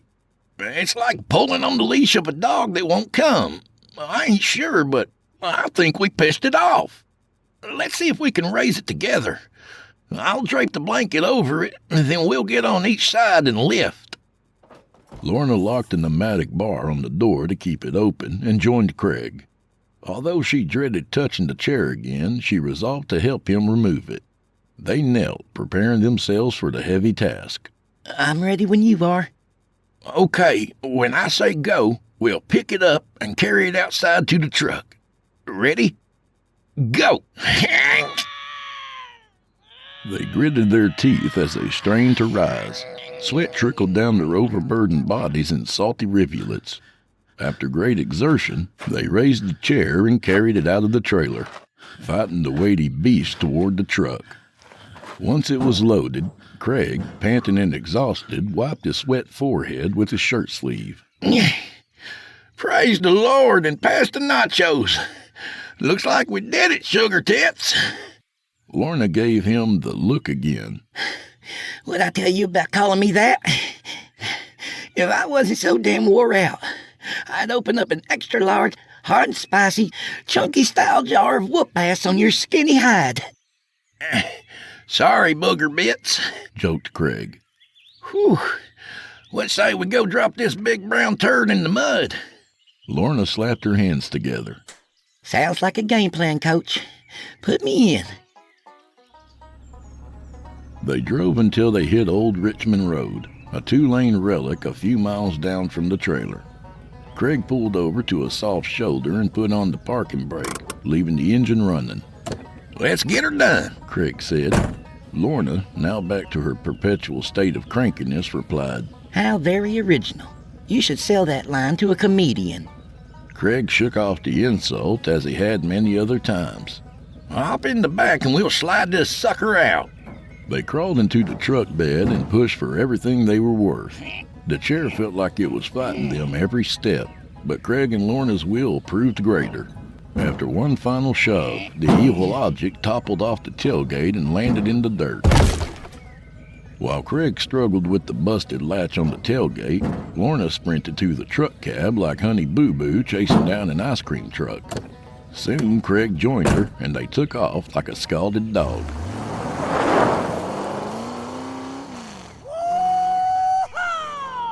Whooped Craig. I feel better already. Why don't we have ourselves a little celebration? Amen to that. When we get back, I propose we take us a big old snort of some firewater. I heard that. Hello, NyQuil. Except for the time he had threatened to kill himself, Craig had never seen Lorna happier. A few hours after forgetting that NyQuil is a medication and not a beverage, Craig and Lorna fell into bed. Although stoned from the great green syrup, Craig was struggling to fall asleep. Lorna, on the other hand, was dead to the world, her CPAP humming quietly on the nightstand. At least her face mask will keep one of her ends from snoring, Craig thought. He watched the ceiling fan rotate, using his mind to see if he could make it look like it was moving in the opposite direction. As midnight morphed into the early morning, the woof-woof of the ceiling fan, coupled with his nervous exhaustion, lulled Craig to sleep. A soft hum coming from the living room awakens Craig. He gets out of bed, trying not to disturb Lorna. He feels uneasy, but his mind compels him to investigate. As he walks down the short hallway, the sound becomes a melody that both haunts and allures him. He cannot turn away from it. Craig enters the living room and sees the chair resting under the window as if it had never left. He should tremble with terror. Instead, a warm wave of serenity washes over him. The awful object that had earlier repelled him was welcoming him again. All he wants, all he desires, is sitting before him. He has only to go out to the tool shed and find the hacksaw and the large screwdriver. Donald was heading back to the cabin after inspecting the construction site. His retirement from the firm was just a few happy steps away. He was ecstatic when he and Kathy had pulled the trigger on the place near the lake. He could already feel the sun on his back, the rod in his hands, and the fish on the hook. The ding of the dash-mounted cell phone interrupted his reverie. He glanced at the screen and saw that it was Terry, the project supervisor, calling him. He punched a hands-free button and answered. "Hey, Terry, let me guess. Carnahan's not on board with the plan?" "Wow, you must be psychic.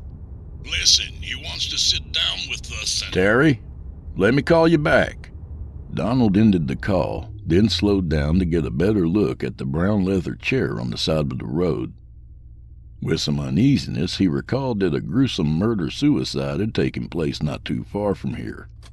He parked his truck, then got out and approached the discarded item. "This thing's in pretty damn good shape," he said. "Welcome to the new man cave." The lightness of the chair surprised him as he lifted it and carried it to the rear of his truck. "This ought to be easy enough," he said, as he set down the chair. He was about to drop the tailgate when he noticed something flapping on the plush headrest.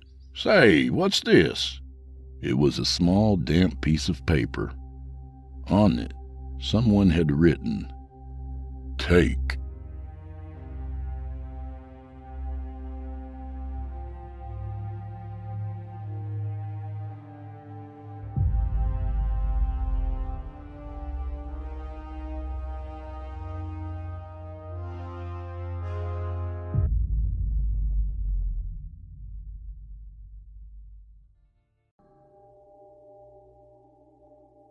The roads all looked the same again, along with the dried-up little towns they led to. They'd all looked the same again for the last couple of years, the way they had at the beginning. Funny thing was there was a stretch in the middle when they hadn't. 2 or 3 years when Clarence's and young Will's eyes had grown keen enough to pick up on the subtle differences that, say, set Slocum apart from Brownsville. Here, the peculiarities of a water tower, with the look of an alien tripod. There, the way a string of 6 low hills undulated across the horizon, like the humps of a primordial serpent. But now they'd let the distinctions slip away.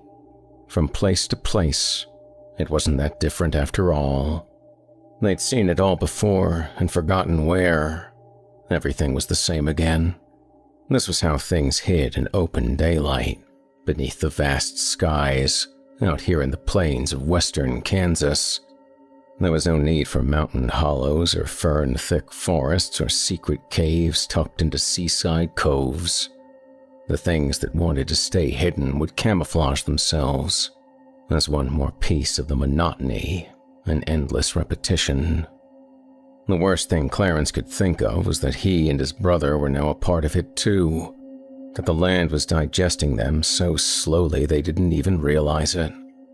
5 days into this trip, the latest of many, all the brothers Pine had to show for it was another gallon of gas traded for another dusty roadside hamlet that, until this moment, was just a name, along a blue line on the most detailed map they'd been able to buy. Gilead this time. Sometimes there wasn't even enough town to land on the map. Another stop, another chance for truth. More or less, it always went this way. They started with a feed and seed store a block away from a grain elevator. From the moment they stepped in, they drew looks from the old man on one side of the counter and the farmer on the other. No hostility, just curiosity. And why not? Both men probably knew every face within 10 or 20 miles. But the pair of brothers was a disruption, their arrival like the stroke of a bell that made the farmer aware of time again, and all he had left to do in the day. He made his goodbye and his exit, out to an old workhorse of a pickup truck with a bed full of 50-pound bags. "Help you?" Already the old seed man sounded puzzled. They often sounded puzzled. Small talk first. "Sure is hot today." "Sure is." "Looks like you could use some rain." "Sure could." "Could always use more rain." It was better when they were old. The elders were the ones with the longest memories, and a need to hang on to the stories of the things that had happened around them, especially the things that shouldn't have. They remembered events that younger people, Clarence's and young Will's peers especially, never knew or never had time for. Even Will Sr. had known that, way back when. "This may seem like a funny question," young Will said. He was the one feeling talkative today. Just as well, he had the friendlier face, oval and open and guileless, and the taller stature that commanded attention. He looked as if he could still be in college, shooting hoops and resolute about never breaking the rules. "But have you ever heard anything about a man named Willard Chambers?" This would go back quite a few years. Then he produced the picture, the first one, black and white in 1,000 grainy shades of gray. It had a vintage look, a vintage feel, showing a square-faced, wavy-haired man who cracked a grin both impish and wise as he gestured with a cigarette pinched between his thumb and forefinger. Did men in the prime of their lives even look like this anymore? Clarence had never seen one. The old man dipped into memory's well and came up empty. "Can't say any of it rings a bell. Should it? What did he do?" He disappeared. "Sorry to hear that." The old man's sympathy was genuine and matter-of-fact. He didn't get to be this old without a long acquaintance with loss. "When?" "Little over 50 years ago." "Mercy, that is a spell." From behind black-framed glasses sturdy enough to take a punch, the old man peered at the photo again, maybe looking for something familiar. "Did he come from round here? Have kin round here?" "No, sir, he didn't." He took one more look at the photo, then gave them a fresh appraisal, seeing the connection in Clarence maybe. He had inherited the square features, if not the freewheeling demeanor. He had the knitted eyebrows of a born warrior. "Are you kin to him?" "He was our grandfather," Clarence said. The old man seemed to understand their need without having to know anything more. "Thing like that never does scab over, does it?" Next came the second photo, along with a grainy enlargement of just its subject. "I know there's not much to go on with these, but is there anything here that looks familiar? The place, or who this might have been?" This time the old man took the photos for himself. People did that a lot. They seemed unable to leave them on a counter. They had to pick them up, had to stare as if to prove to themselves they were real. Not that there was anything, on first inspection, that appeared false, or even out of the ordinary. Reception demanded time. People noticed the wrongness of the image in subtle ways they couldn't identify, as if something 50 years behind this moment had left hidden hooks within it, to snare their attention until they truly saw, and then force their hand to thrust the photos back. "No," the old man said. "But wherever this is, I think if I'd come across the place once, I would have known to make sure I never went back." Will nodded and slipped the photos into their folder again, the way he'd been conceding defeat for years. "Did she have something to do with him disappearing?" the man asked. "That is a woman there, isn't it?" No matter how many times they'd heard the question, there was still no easy answer. "As far as we know," Will said, and left it at that. Clarence stepped forward. "One last thing. Could we trouble you to listen to a recording? If you've ever heard anything like this, or about something like it." The old fellow was game, and slipped on the compact pair of foam-padded earphones Clarence gave him. They were downstream of an old Walkman cassette player, a clunky and outmoded thing to be toting around these days. But Will Sr. had lived as an analog man in an analog world, and had made the original recording onto tape. For no reason Clarence could prove, it would have seemed wrong to digitize it for convenience. Reducing it to a file would erase some ineffable quality in it that might be preserved by dubbing it to a newer tape. He pressed play. The seed man listened privately in the baked stillness of the day. Nothing but the chirring of insects outside and the chirping of birds that would eat them if they could. As went the photos, so went the tape. A slow burn reaction that creased the old man's face with gradual repulsion. The recording went for a little over 3 minutes, but he had the earphones stripped away in 2. Clarence pressed stop. "Is that supposed to be a song?" the old man asked. "I guess so. We don't know what else to call it." "Call it quits, why don't you? Sounds like that aren't supposed to come out of folks' throats." "No, sir." The old man reached up to rub the back of his neck, bristly with gray stubble, and as creased as the tortoise's skin. "Closest thing I've ever heard to it.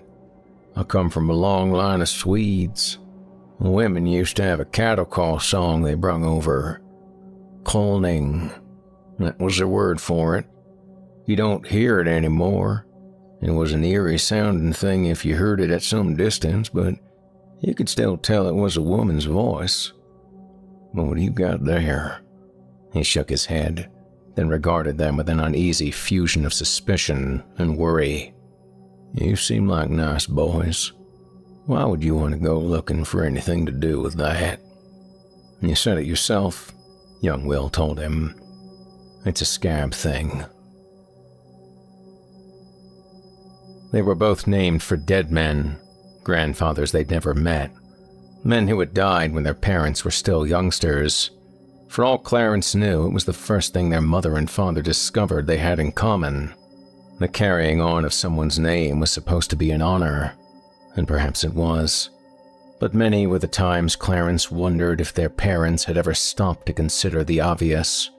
The bigger the trophy, the heavier it was to lug around. Clarence and Willard, neither quite felt like a 21st century name. As Clarence was the firstborn, Dad had gotten first crack at him, saddling him with the moniker of a man who'd succumbed to his 30s, to the black lung he carried up out of a West Virginia coal mine. His end had come hard and early, but at least it was certain. There was no room for doubt in that, only sorrow and blame. 6 years later, with their sister Dina in between, it was Mom's turn to christen her third child, as if he were an avatar of the man who'd vanished around the time she'd been hitting puberty, and the recycled name an invitation for her father to return from whatever void had swallowed him. The legacy of Willard Chambers was a more complicated thing for a namesake to live up to. He had been restless, a roamer, but not without reason. Clarence was grown before he'd ever heard the term songcatcher, but that's exactly what the man was. The inability of Will Sr. to carry a tune was matched only by his reverence for those who could. He had an appreciation of history, and must have known by then that he'd lived it himself. He had come through the Second World War, 3 years in the Pacific, fighting toward Japan one fierce island at a time, and seeing close up the fragility of everything that lived and breathed. Songs, too. Songs were living things, and could be killed by far less than bullets and fire. All it took was for them to stop being heard. He was a city dweller who had served alongside Okie farm boys and gangly fellows from Appalachian hollers. They brought with them songs he'd never heard on the radio.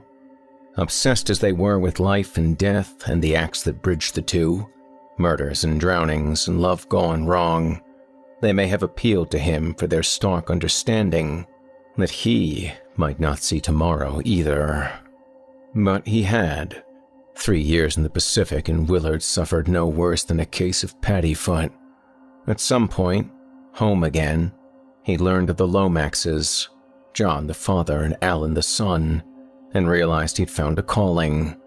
These were men who traveled the country in search of songs whose roots lay deep in the earth of crops and graves, rural blues, cowboy ballads, folk tunes from plains and mountains, prison work songs, and anything else that was a jubilant or despairing cry from the heart of a marginalized life. Will Sr. bought the same tape recorder that Alan Lomax was using at the time, a compact battery-powered reel-to-reel called a Nagra, and took it on the road whenever he could, which amounted to as much as 4 or 5 months out of the year.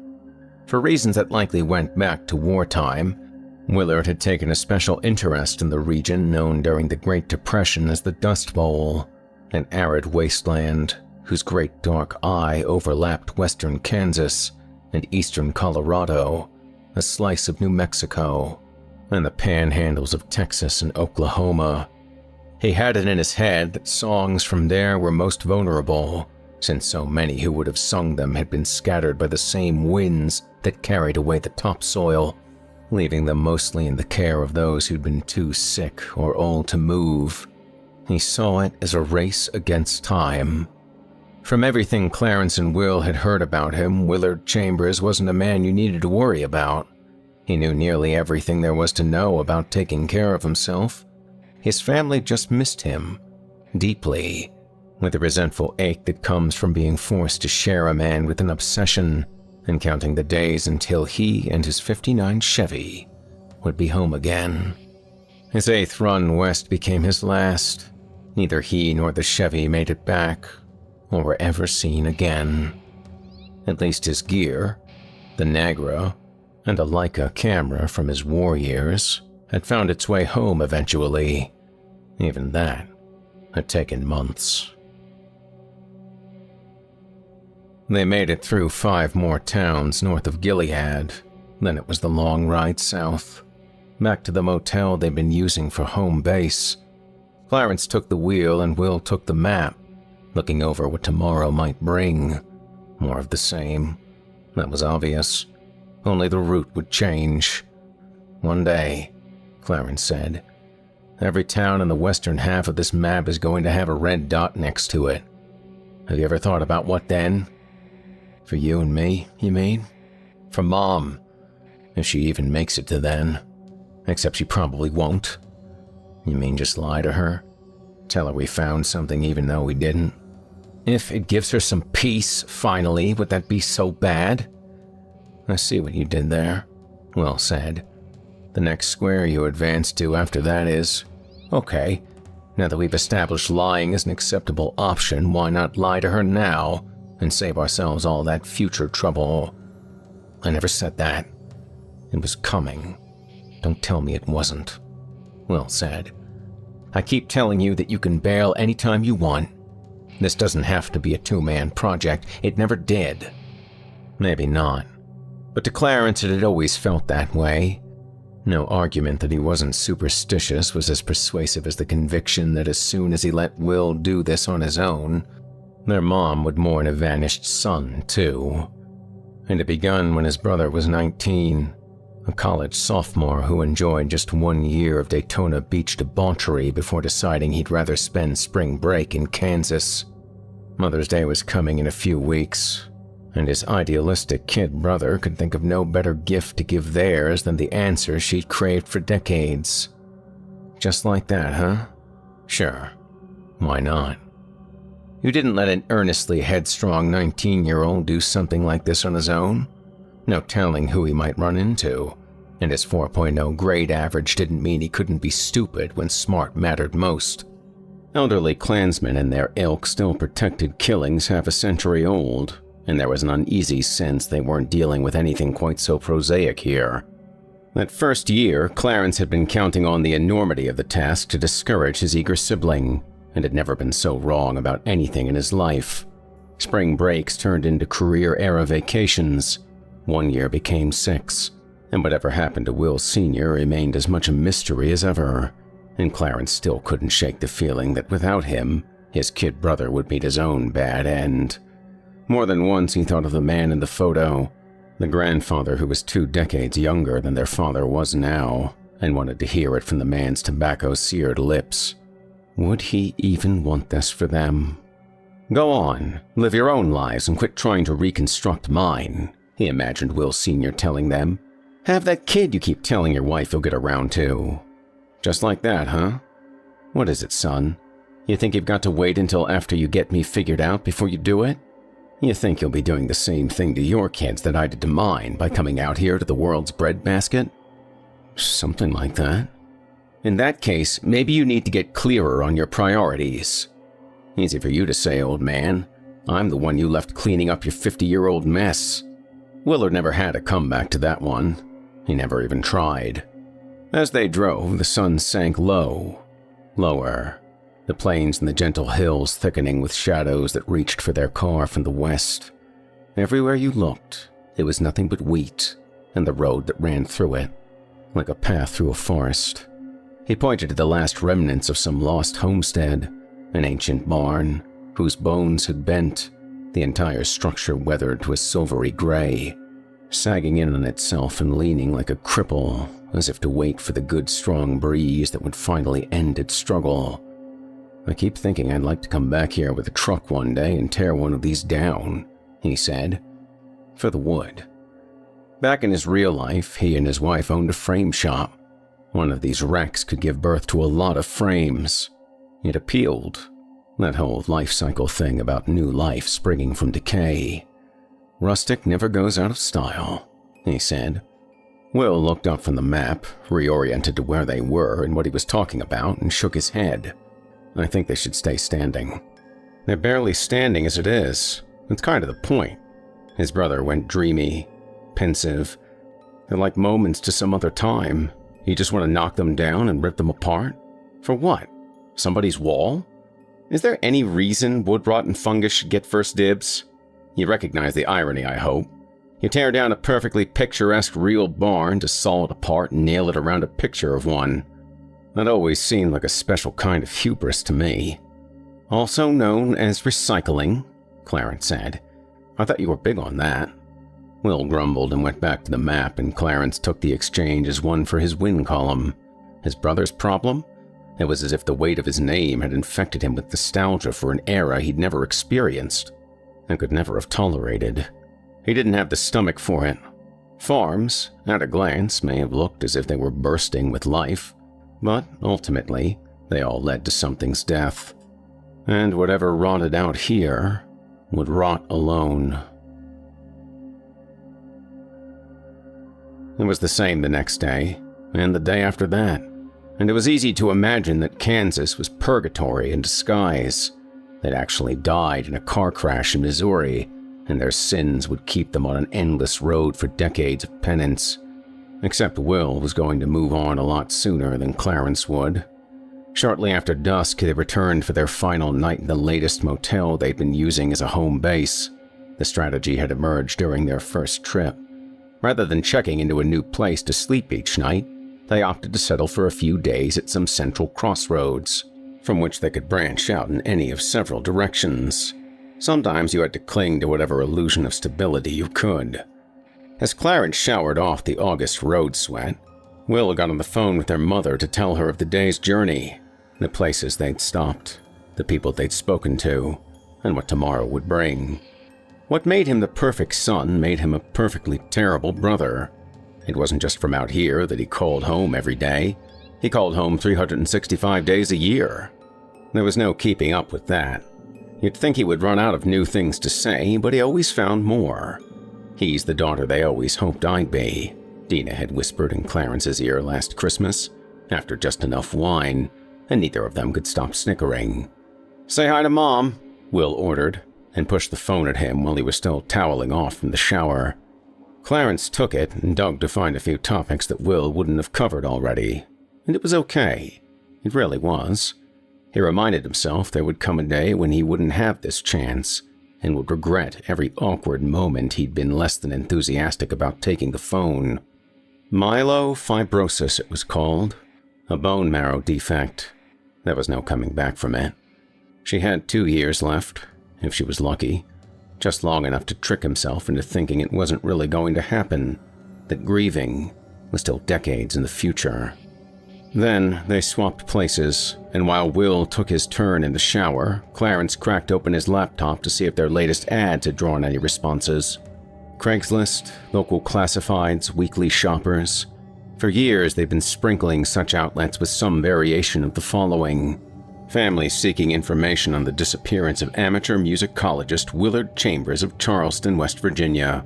Vanished somewhere in western Kansas in July 1963, he is believed to have gone missing while trying to locate an old woman who was, at the time, living alone in a remote area and reputed to have a unique style of singing regarded as unearthly. They would accompany it with his picture when they could. Sometimes they'd run the other one, too, the last photo of Will Sr.'s life, but it was always too small and indistinct to reveal the details that, with a hard copy print, made people stop and stare with a rising pall of dread. But at least it showed the oddities of the setting surrounding that strange, stark figure, and maybe that was all someone would need. Responses? Mostly a lot of nothing. The little that did come in, he could weed through it quickly and flush it with impunity. They could always count on well-meaning people who wanted to help, but didn't know anything, and trolls, eager to waste everyone's time.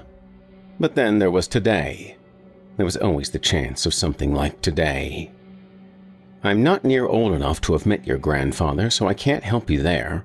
But when I was little, I'd go visit my Nana Ingrid, and she used to scare me into obeying her with talk of an old lady she knew about when she was young. Everybody used to keep away and just let her be. The old lady, I mean. This would have been around a place called Bigsby. I don't know if it's even on the maps anymore, or if it ever was. The nearest place of any size at all is Ulysses, and that's not much. I should know. That's where I am. What made me think of this is the singing part. Gran said they'd hear her singing sometimes, nights mostly. She used to know this type of song called a cattle call, and said it was kinda like that. Only she couldn't imagine it bringing the cows in. She said a voice like that would be more like to scare them away. There's more, but I don't know what's important to you and what's not. And I'm not much for long emails, even to people I know. But I love to talk." He dashed off a reply, then looked up Ulysses on the map and poked his head into the steam of the bathroom to tell Will that, come morning, they would be going south instead. They met her at a barbecue place in Ulysses, her suggestion. It smelled of hickory smoke and fryer oil, and they got there first by 20 minutes because she was 15 late. Clarence knew she was the one the moment she walked in. She wore boots with shorts, carried a handbag big enough to brain a horse, and moved with precisely the kind of energy he'd come to expect out of someone who says, "But I love to talk." She sized them up instantly, too. "Hi, I'm Paulette," she said. "Paulette, Jonetta, and Raylene. Can you tell our dad had his heart set on boys instead of girls?" She slammed the handbag into one of the 2 vacant chairs at their table and herself in the other. "You're buying, right?" She shot back up then and went for the counter to order for all of them, insisting she knew what was best and best avoided. Paulette was both stocky and shapely, like a 6-foot woman squashed down to a compact 5'4", and Clarence eyed his brother as he watched her go. "Oh, not again." "Already?" Clarence said. Not 36 words out of her and you're already there. Will scowled as if he resented the interruption. Somewhere along the miles and years, he'd picked up a fixation that he was going to meet the love of his life out here on the plains. Some Kansas farm girl, all about family, whose commitment would be as certain and uncomplicated as the sunrise over the wheat. Did they even exist anymore? If they ever had. You don't match. I've seen couples who match. They don't look a thing like you and her. Will balled up a napkin in his fist. Maybe I should handle this while you go back to the motel and take your anti-asshole pills. As they waited for their food, Paulette wanted to know all about them, if they were still from West Virginia, and what it was like there, and when she found out Will was now living in Boston, wanted to know what that was like too. When she learned he was a cloud architect, she made a joke about castles in the sky, and Clarence could see him turn that much more into putty. She wanted to know what their parents were like, and when she learned they had a sister, wanted to know which of them Dina was more alike, and what came out of that was a surprise because each of them had always assumed he was the one. A revelation that made Paulette laugh. I figure you're safe, she finally said, because that ad of yours, that's just not the kind of story someone would make up to draw somebody out on her own. So break 'em out. Let's see these pictures of yours. They laid out Will Sr.'s portrait first. That version you had on Craigslist doesn't do him justice, she said. Grandpa was kind of a hunk, wasn't he? And here's the one we don't know where it was taken, Clarence said. But it was the final shot on his camera. It was a 24-shot roll of film, and the last 18 were never even exposed. Paulette stared a long time, the way people always did. It slowed her down. She forgot her jittery habit of every few seconds pushing her sun-streaked hair back from her face, behind her ears.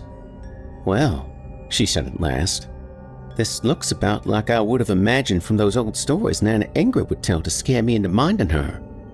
Black and white in 1,000 grainy shades of gray, the last photo on the roll of 35mm film in Willard's Leica appeared to have been shot up a slight incline.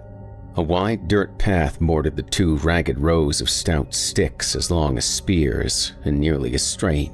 They'd either been branches or saplings, cut and stripped, then jammed into the earth like a loose palisade wall.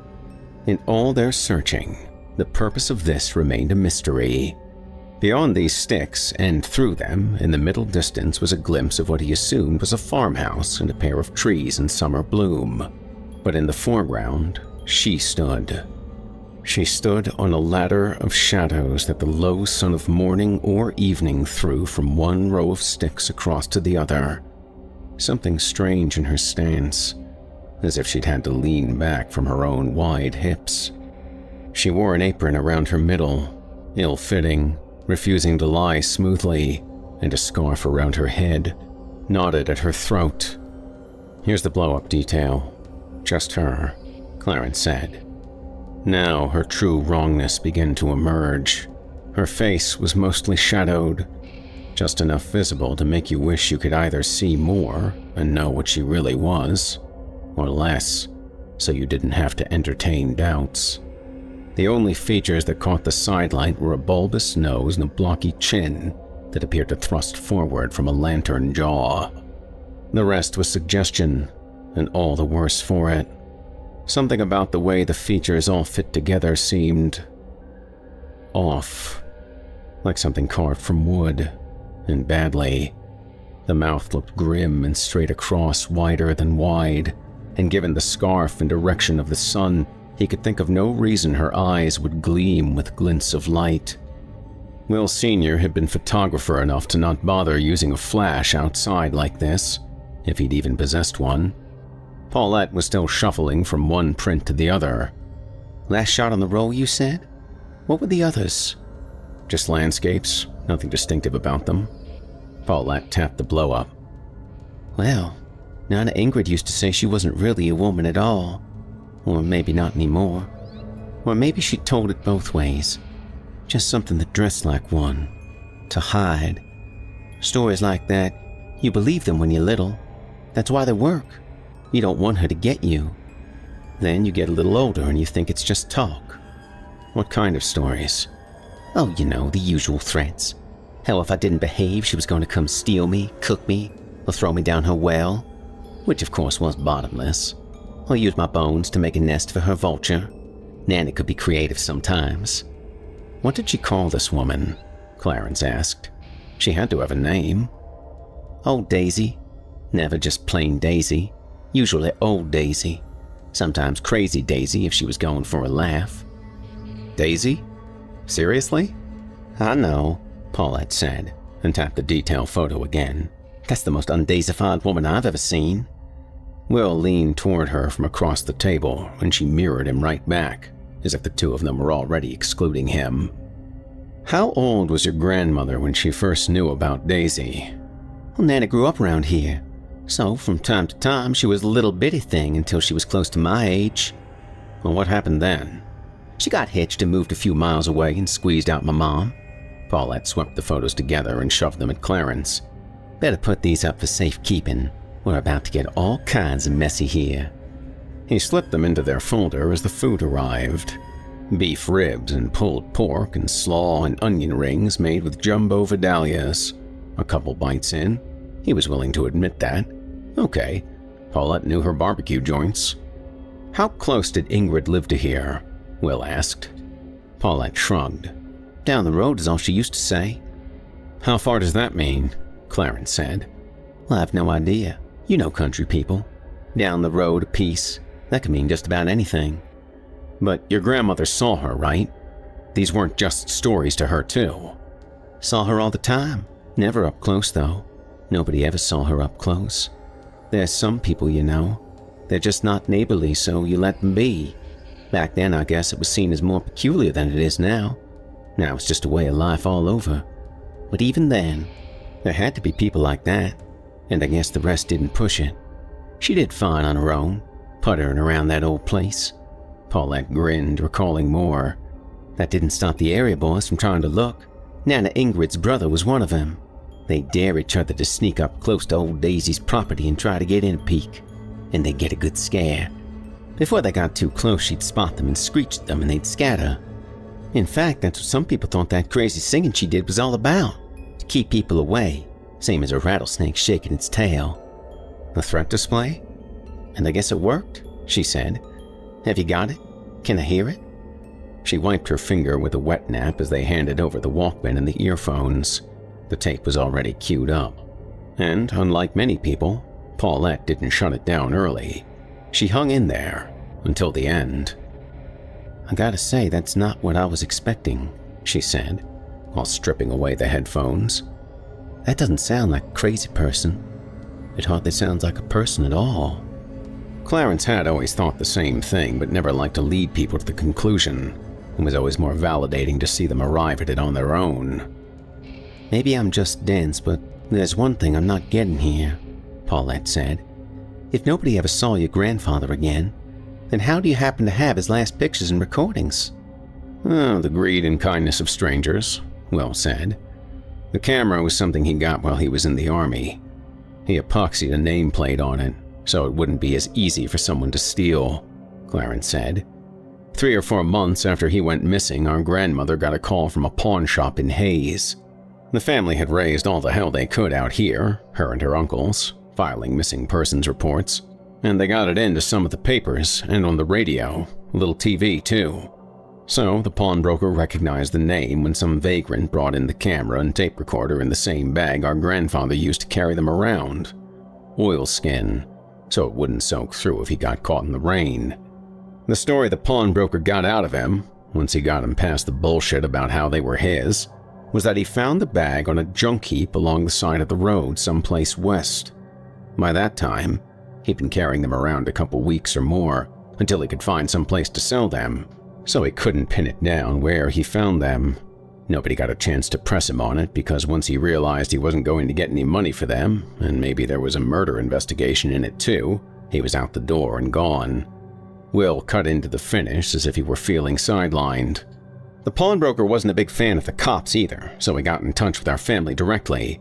Said he'd get our grandfather's things to them and let them decide what they wanted to do about that. Decent of him, she said. What'd they do? Well, they had the film developed, had prints made and copies of the tape. They sent them out to different departments. Didn't help.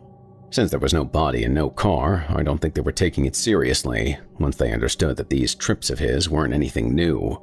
I think they just figured he liked it that way and decided to stay gone, start over somewhere else. He wouldn't be the first. Paulette narrowed her eyes. Wait a second. Nobody ever found his car either? No. Doesn't that seem weird to you that both him and his car vanish, but his camera and tape recorder get found? Will appeared mystified she would even ask. That's just what happened. Yeah, but... She pecked at the folder holding the photos. Say old Daisy is responsible. Somehow, some way. Somebody is. So let's say it's her. She gets rid of him. Obviously, she knows enough to get rid of his car, too. That's pretty cunning. You can't drop a car down a well. But then there's this bag of other things that could be tied to him. She's so careless with it, she just tosses it aside like it doesn't matter, even though she stood right there facing him as he took a picture. Does that make sense to you? Clarence stepped in, locking ranks. Like he said, that's how it happened. But Paulette was right. Sometimes it took an outsider to point out the obvious. It had never gnawed at him until now. He'd known the story since childhood. He'd grown up taking every detail for granted without appreciating what some of them might actually imply. Daisy didn't know what a camera was, he mused. She knew what cars were, she could see that, even if she didn't drive one herself. But the camera and tape recorder? No. Maybe she didn't know. In 1963, she didn't know. How is that possible? Like I said, she kept to herself and they were glad to let her do it. Clarence moved the decades around in his head like blocks. How far back are we talking about with your grandmother anyway? How old is she? Paulette did some quick calculating. She'd be 75, 76 now. So if she grew up around old Daisy, that'd be as far back as 20 years before our grandfather disappeared, give or take. And Daisy was old then? That was the story. It sounded like she was one of those people who'd always been around, as far back as anyone could remember.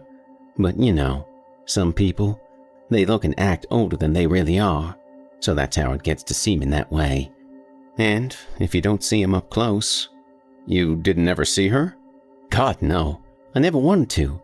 Nana Ingrid talked like she was still around, but this was at her married home, miles from where she grew up. She must have been making it up. She'd step out on the porch sometimes and stare down the dirt road like she was watching for the old hag. Like she might spot her passing by and call her over if I didn't behave. But that was just part of the threats. This was, 30, 40 years on from when she was living out there? So the poor old woman had to be dead by then. Had to. Yes. It's a hard old life out like that. Had to. Unless a woman wasn't what she was at all. You say Ingrid's still with you? Clarence said. She's in a home now. Good days and bad days, but yeah. Could she tell you where Daisy's place was? Exactly? And how to find it? Paulette hesitated before answering, like someone who hated to let people down but would do it anyway. Look, I was glad to help if I could, if it didn't take too long, but I'm not looking for a new project to take on, and that Walmart produce aisle isn't going to run itself. We'll pay, Will blurted. We'll make it worth your time. Clarence wondered how obvious it would be if he kicked his brother under the table. Worth your time is like down the road a piece, Paulette said. There's lots of wiggle room in what it means. 2 days later, on the word of Paulette's grandmother, on one of her good days, he hoped, they headed out into the prairie wastes again, deeper than they'd ever had reason enough to go. There had never been much point to going where people were so few and far between that the land hardly seemed lived in at all. It had once, though. The rubble and residue lingered. Along roads that had crumbled mostly back to dirt, they passed the scattered empty shells of lives long abandoned. Separated by minutes and miles, the remains of farmhouses and barns left for ruin seemed to sink into seas of prairie grass. The trees hung on, as tenacious loners or clustering into distant, ragged rows that betrayed the hidden vein of a creek. I think this might be it, where Nana grew up, Paulette said from the back seat. Can we stop? She'd been guiding them from a hand-drawn map that took over from where the printed map left off. Clarence nosed the car toward the side of the road, sniffing for where the driveway used to be, and found it. A weedy land bridge between stretches of clogged ditch. He didn't go far past. Any debris could be in that grass. He killed the engine and they got out to stand in the simmering silence of the day as Paulette compared the place as it was now with a photo borrowed from an album at her parents' home. "Is this it?" Will asked, and he sounded so tender. I don't know, but it should be. It's just hard to tell." Of course it was. The picture showed life. However hard scrabble, it was life. A troop of skinny children, boys in overalls and girls in plain dresses, clowning around a swing fashioned from 2 ropes and a slat of wood. That could be the same oak right there, 60-odd years bigger. The sun-blasted 2-story farmhouse looked as though it could be the corpse of the one behind the children. It seemed to be the same roof, even though half of it was now gone, exposing a framework of rotting rafters. Unseen in the photo was a windmill out back that must have pumped their well. It still stood, a rusted skeletal tower taller than the house, and crowned with a giant fan. A few of its 16 blades had fallen free, while the rest ignored the wind, the gears too corroded to turn. He reconsidered. There was plenty of life still here. It was just nothing human. "It would kill her to see the place like this," Paulette said. "Literally kill her." Which could have been an act of mercy. Yesterday's trip to the nursing home had left him with a new appreciation for living out like this until the end. It had to hasten things. A swifter demise than being warehoused in a stinking building devoted to death by increments. Surrounded by people whose bodies and minds raced to see which could deteriorate faster. And the cruelest thing was having enough of a mind left to realize you were one of them. Out like this? Fall and break a hip? He'd take 3 days of dehydration on the floor over years of the other. Paulette had wandered ahead of them in a daze, as if time had slowed, exploring the trunk of the oak, the front of the house, pieces of the past hidden in the weeds. "I came from here. I came from this," she said, although whom she was speaking to wasn't clear. "And I never bothered to come see. 30 miles and I didn't even come out for a look." "Nice we can pay her for the privilege," Clarence murmured, not because he begrudged her the opportunity, but because he knew it would get a rise out of Will. "Shut up. Don't you say anything more about that," Will said. "Besides, we aren't paying her for anything. I am." And he didn't know why it rankled him so. Years ago, they'd vowed to never pay for information. They could only encourage people to lie. For that matter, why did it rankle him so much that his brother was now bankrolling each year's venture? Because Will could afford to, that's why. Right now, at least, cloud architecture was some of the best money in IT. And this was the way his brother wanted to spend it. And the worst part of it was that Will pulled in 6 figures doing something he excelled at but didn't even enjoy. All the money in the world couldn't buy him what he seemed to want most, to live in a simpler time. "I'm sorry," Clarence said. "I just want to get this done." "I know. Except I don't know what done is supposed to look like. Even if we find the old hag's house and it's still standing, we're not going to walk in and find a skeleton at the table wearing Grandpa's marine dog tags. It's never going to be that neat and clean." At their feet was a decayed shard of posts snarled in a rusty length of galvanized fencing that twisted through the grasses and weeds like a wire snakeskin. Will stared at it, seeming to ponder how he might straighten it out, make it all better. "I know," he said again. "I won't ask you to promise today, but when we find it, at least start thinking that maybe it should be the end of the line." He put a hand on his brother's shoulder. "We'll find the place in the picture. We found out who the woman was. We got a name. And there might be some old records where we can find out a little more. That's a lot. Maybe it should be enough to get to the last place Grandpa got to, and admit that the 2 of them were the only ones who knew what happened next. And we just can't know. But we got here. We closed that circle. Can you live with that?" Will thought a moment, then nodded. "I guess I'll have to. I just hope it'll be enough for Mom." "Come on, slackers, let's go!" Paulette called over to them from the car. He hadn't even seen her return to it. We haven't got all day. Under the vast and cloudless prairie sky, they prowled roads no one seemed to travel anymore. He recalled that the area had once been called Bigsby, and had been so inconsequential as to not even merit inclusion on modern maps. By now, there was no indication this place had ever deserved being thought of as a town. Bigsby. It was the name of a hostile field sprawling between horizons, a forgotten savanna where animals burrowed and mated and devoured each other undisturbed. Paulette's map seemed not quite right, maybe a casualty of faulty recollections, a curve in the road that shouldn't have been there, an expected crossroad that wasn't. They tracked and backtracked, futilely hoping to find things waiting just as they were in a photo shot 50 years ago. If only it could be as certain as spotting that inexplicable gauntlet of branches from Will Sr.'s last photo. Even Nana Ingrid, who remembered it firsthand, hadn't had an explanation for that. She kept it in good repair, whatever it was for, Ingrid said from her wheelchair. We used to call it her cattle chute, even though she didn't raise no cattle.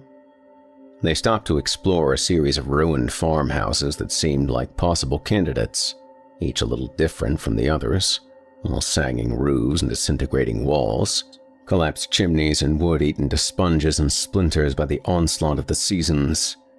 Even if she did, you wouldn't want to bring the cattle straight to your door. They found sofas reduced to shapeless masses erupting with rusty springs and boxy old televisions whose tubes had shattered, and it was these cast-offs that made him think, no, none of these were the place. Because as old and neglected as these features were, they were still too modern. What about there? Will said, back on the hunt and pointing at the spot they'd passed twice already. It was the gentle slope of the land that first made Clarence suspect they'd found it at last. The place was farther off the road than anywhere else they'd tried, and if these were the same trees in the background of Willard's photo, then they were willows with another 50 years of growth behind them, nearly sweeping the ground now to screen the house from sight from the road. House. What they found was a slumping hovel, a single-story dwelling made of durable stone and vulnerable timber. It seemed far older than the other ruins they'd inspected, something a pioneer might have built as a first outpost for taming a wild frontier. Behind the willows that bowed and bobbed in the wind, it sat in the midst of an immense stillness, pregnant with the whispers of rustling leaves and insects, whose churring in the weeds sounded as sharp as a drill. It felt right. This was the place. It felt right because something about it felt deeply wrong. This was a place poisoned by time. And now that they knew, young Will went back to the car, parked along the side of the road to retrieve Will Sr.'s heirloom camera. The vintage Leica still worked. They'd been built to last decades, to survive wars. He brought it with him every year, but until this moment, Clarence had always assumed it was some sort of totem, the only physical connection he could have to the man whose name he'd been born to carry. He never mentioned an intention to actually use it. His brother stationed himself down below, camera at his eye as he framed up the incline, until he was satisfied he found the vantage point from which Willard had shot his final photo. He then pointed at a spot on the ground that had once been stripped by a ladder of shadows. "Stand there," he told Paulette. "What for?" She didn't sound happy about it. "For scale." She complied, but seemed to find the act physically repugnant, as if Daisy had left behind contaminants that would infect anyone who stood where she had. Good luck. If she'd lived here as long as legend suggested, there couldn't be a square inch of earth her gnarled feet hadn't cursed. Clarence was more captivated by the thought of where Will Sr. had hidden away, probably the night before, to make his recording. He'd gotten close, perhaps within 20 yards. There was a hint of distance in the sound, but not much. For comparison, they had the voice of Willard himself, the dialogue they never played for anyone else. He pondered the ground he stood on. From here. Maybe the old man had hunkered low and listened to what he should never have heard. and sealed his fate from right here. They moved on, toward the remains of the house, finally ready to touch it. It was a shelter no longer, the outside world having invaded long ago. Through the glassless windows and crumbling walls, the entrances whose doors had fallen off their hinges. Where the roof had drooped inward, it was open to the sun and moon alike. Weeds grew in every crack, and generations of predators had denned in the corners to gnaw the bones of their prey. Yet, even in its disintegration, traces of the life once lived here lingered. A chipped mug, a blue enamel coffee percolator, a salvageable spindle-backed chair, and the table it accompanied. A row of large cans, rusted almost to lace, remained on a cupboard shelf. In an alcove that might have been a closet sat a battered washtub, whose accumulated filth couldn't quite hide the suggestion of ancient stains. Gut bucket. The word came to him before he knew why. Then he remembered it from his own digging into Willard's obsessions, as a folk term for a cheap, upright base made from a washtub. He kept coming back to that improbable row of cans. Did she ever die? That anyone knew of? Clarence asked. You got me, Paulette said. If she did, Nana never heard about it. Wouldn't it have been news if she had?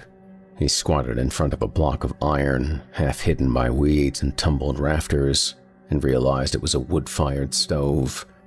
She kept to herself. Okay. But one day someone's going to realize nobody's seen her out for a year. Somebody's going to check eventually. They wouldn't let her rot in here forever. Maybe they just walked away, Will said. To go where? Where do you go from here? You have to ask her, Paulette said, quieter now. Maybe that's why Nana was always looking for her on the road. They made their way around back, where the land rolled away into fields of nothing. A minute's walk in one direction led to a heap of fungus-eaten wood, the collapsed shell of an outhouse. It made his stomach roll to speculate what might turn up if they started scraping the dried-out layers down to the trench. A minute's walk in another direction led to her well, the bucket and rope gone, but the mortared stone wall around it remained intact. It was too dark down the well's gullet to see. He pried a rock from the grassy soil and lobbed it in, and seconds later, heard a splat of the thickest mud. How stupid a way we didn't even bring a flashlight, he said. But there would be nothing to see, would there? No cunning frontier dweller would poison her own well with a corpse. This was someone, something, resourceful enough to make a Chevrolet vanish, so surely she had better options for her dead.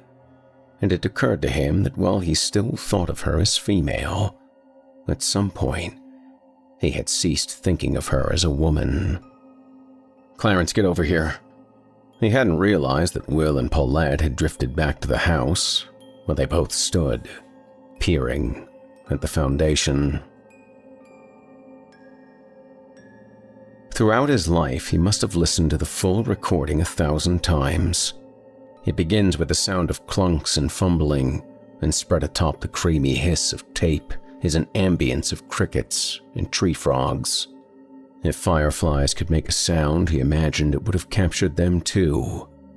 There we go. Missed it, shoot. Not used to doing this in the dark.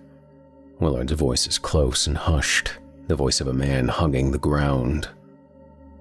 Well, if she's going to do it again, she better do it while the batteries are still good.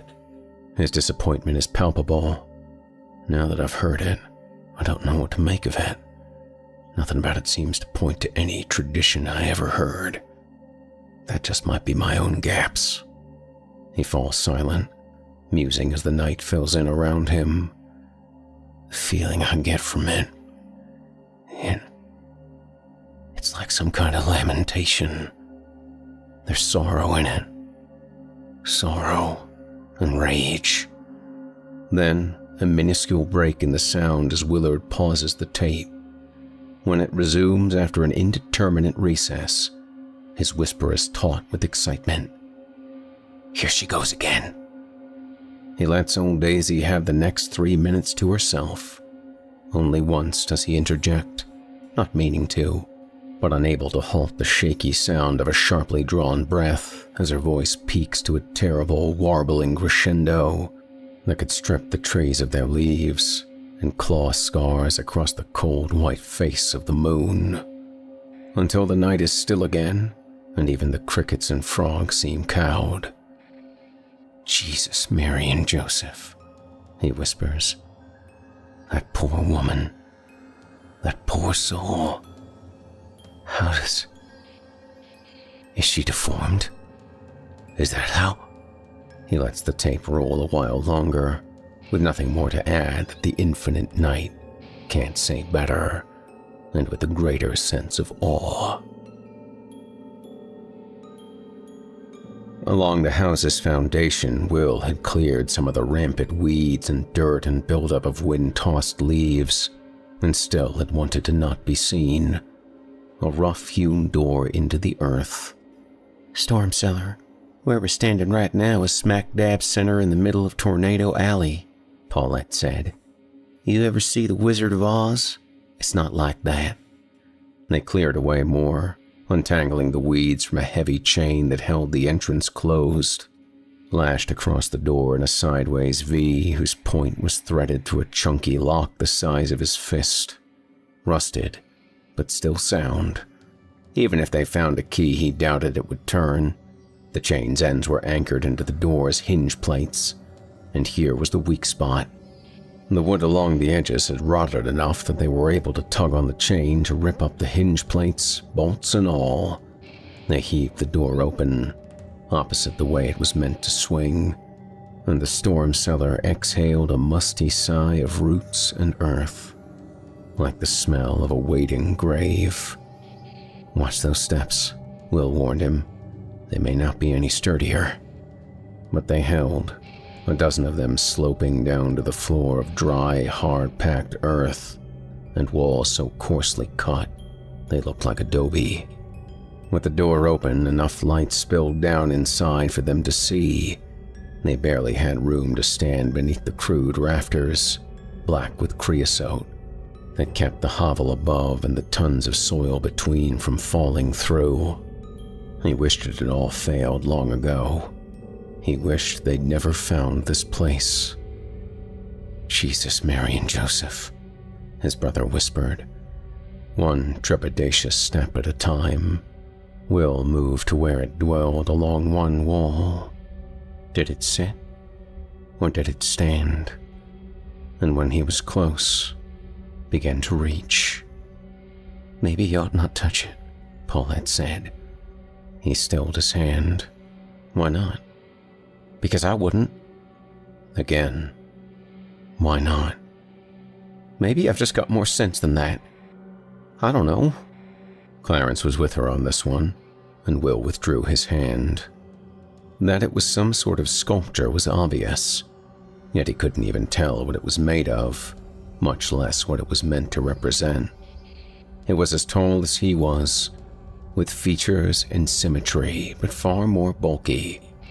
To look at it was to understand it had to have come from some place, been worked by sentient hands, and realize he could never know enough about the world and its shadowed quarters to fathom who, or where, or why. Was it metal? Stone? It appeared to be a mixture of both, marbled into each other under the temperature of a blast furnace. Aspects of it glinted in the light that the rest seemed to swallow. "A meteorite, maybe?" Will said. "That's my guess." A sculpture. It was pitted and rough, but that it had been shaped at all seemed miraculous. It must have been incomprehensibly hard to work with. Its weight had to be immense. It was contradictory, various parts suggesting man and animal, mammal and mollusk, demon and dragon. A creature fit to dominate anywhere, be it ocean, land, or sky. It was a nightmare rising from a slag heap left over from the formation of the galaxy. "So nobody else is going to say it?" Will asked. Okay. I don't think we're in Kansas anymore. But Kansas had ceased to be any suitable reference point here. For no reason he could defend, Clarence knew beyond a doubt that this grotesque effigy predated even the idea of Kansas. It predated the nation, maybe the continent, the mountains to the west and the great bisecting river to the east. For all he knew, it came from an epoch when the Earth's land was one mass, a single crucible of primal forces, surrounded by one titanic sea. The globe like a turbulent eye staring back at the affront of creation. Then how had it come to be here and now? Perhaps it was as simple as waiting out the eons, impervious to time, until it was unearthed in some field. He sensed it all in the presence of this thing. The thoughts were in his head, as if it had forced them. He couldn't have been the first. We should leave, he whispered. Guys, check it out. Paulette was pointing at the rafters. With their eyes better accustomed to the shadows, they were ready to see what hid in plain sight when the statue was all they were prepared to notice.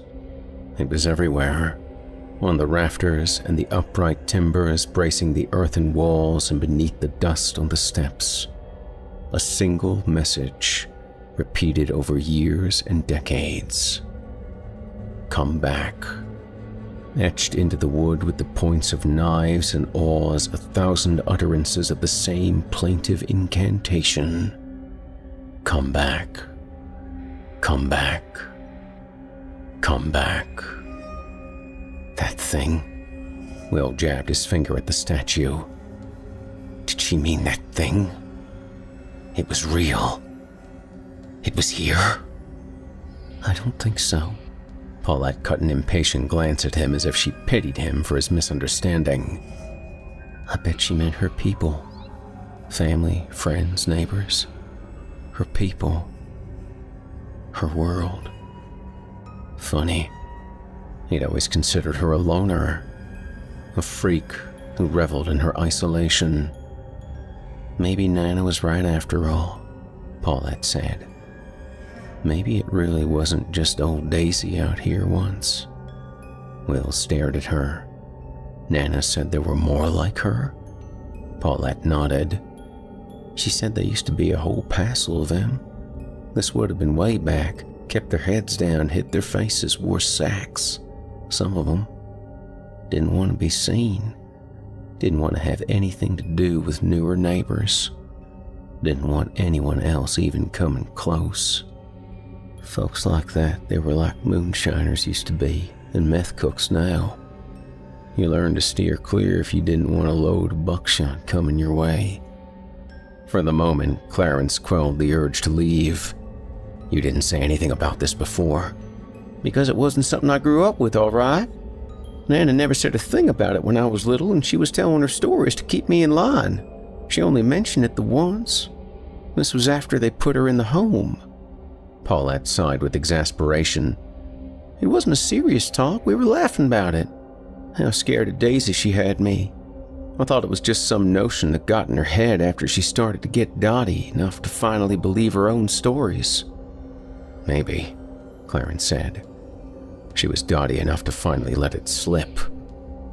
If it was even true, they wouldn't have been people she'd ever seen. According to her, it was something she heard about from her own grandmother. So we're talking way back. Civil War times or not long after. There's no way old Daisy could have been around here since. Paulette clammed up, not even wanting to say it. Maybe because she could no longer be certain of absolutes and hated to lie. Above him, behind him, and all around him. Come back. Come back. Come back. Then what happened to the rest of them? That's probably a dirty old secret that died out with somebody a long time ago. Paulette looked both solemn and sad. What do you think? You come from West Virginia? If I've heard stories about what used to happen in your mountains there, then I know for sure you must have. There was that. Yes. People who trekked up into the hollows to nose around where they didn't belong and never came out again. Or one group taking such a dislike to another, they decided they could no longer abide living side by side. The population had always been sparse out here, and Clarence supposed there was a time when not a lot could come of rumor and a mass of unmarked graves, especially if the dead were different. And if there was a sole survivor, well, killers left them for all manner of reasons, by accident or as a reminder, or to soothe their conscience that what they'd done wasn't actually genocide. Goddamn. Will Sr. had sensed it simply from listening once in the dark. It's like some kind of lamentation. There's sorrow in it. Sorrow. And rage. Young Will trudged across the cellar and slumped onto the steps, heedless of the dust. Then shot a baleful look at the statue. A lifespan like that. The way she looks in the photo. This thing did that to them? Clarence couldn't bring himself to agree, not out loud, not to Will. Impressionable young Will. Do you hear yourself? What that sounds like? Well, I've sure as shit spent my life hearing what she sounded like. He turned his gaze on Clarence, no less spiteful. That thing's not natural. Not one bit. There's something coming through it. Don't tell me you don't feel it. I can see it in your face. You're the worst liar I ever met. Clarence approached the stairs while Paulette watched as if she suddenly feared both of them blocking the only way out. Nobody could fight like brothers. Come on, let's go, Clarence said, as gently as he could. We're not going to learn anything more here. We've already learned more than we ever wanted to. Will fixed him with a look that nailed his feet to the floor. He's not even dead. You realize that, don't you? I'll bet you anything he's not. He could still be alive, even without that thing's influence. He'd be, what, around 90? It's no big deal to hit that anymore. All this time, we've taken it for granted he would have come home if he could. But what if family didn't mean as much to him as everyone assumed it did? We never even met him, you and I. But think about it. Doesn't it sound like home just turned into a place for him to earn some money and plan the next trip? And song catching? Maybe that was only the surface of what he was really out looking for. Clarence's first impulse was to argue, until he realized he had nothing to wield. He'd bought it all on faith. He'd never considered this alternative, not seriously. He'd swallowed the easier story to accept and let it dictate his life. Maybe it was Willard Chambers all along who had made sure his car was never found, and that his Nagra and his camera were. If he didn't need them anymore, maybe they'd prove more useful as circumstantial evidence of death. He loved Mom, Clarence whispered. He loved Grandma, he loved Aunt Jane and Uncle Terry, he did. And then he found something that meant more. Will stood up finally as around them the storm cellar grew thick with the weight of eons. I was named for a deserter. Mom hung that on me. His face curled with the disgust of betrayal and a life of self-told lies. He may have done his duty in war, but back home, he was a deserter. Will nodded, confirming it to himself. But there's a side of me that can't totally blame him for it. When he looked at the statue again, his anger was all but dissipated. It must have been worth it. He shouldered past, and when Clarence hooked a hand around his arm, Will whirled. Next thing Clarence knew, he was sprawling across the hard-packed earth with a dull, throbbing ache in his chest, as somewhere out in the blur, Pauletta gave a startled cry of warning that plunged into sorrow. When his vision cleared, he saw Will gripping the statue with splayed hands, tense as a cable, but motionless, until his head tipped slowly, ecstatically back, and he made a reedy sound that seemed to come from a much older man. His bladder let go in a spreading dark stain.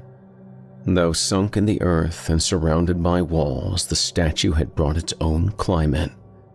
Clarence felt it deeper than skin, a gust of particles and waves, the solar wind from a black sun. Outside was August, but down here was a numbing gust of absolute zero, the point where every molecule froze.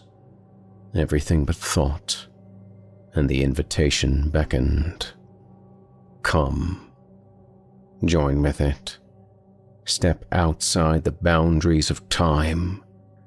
It only burns for a little while. His instinct still was to intercede, the way he'd always done. It was what big brothers did, pulling their little brothers out of traffic when they stepped off the curb, and out of the deeper water when they fell in over their head.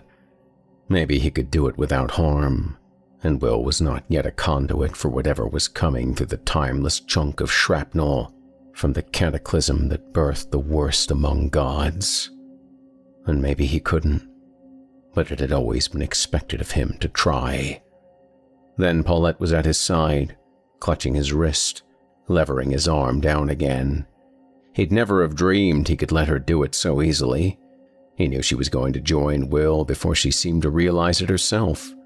As their eyes met, and from a place beyond words, she urged him to let his brother go.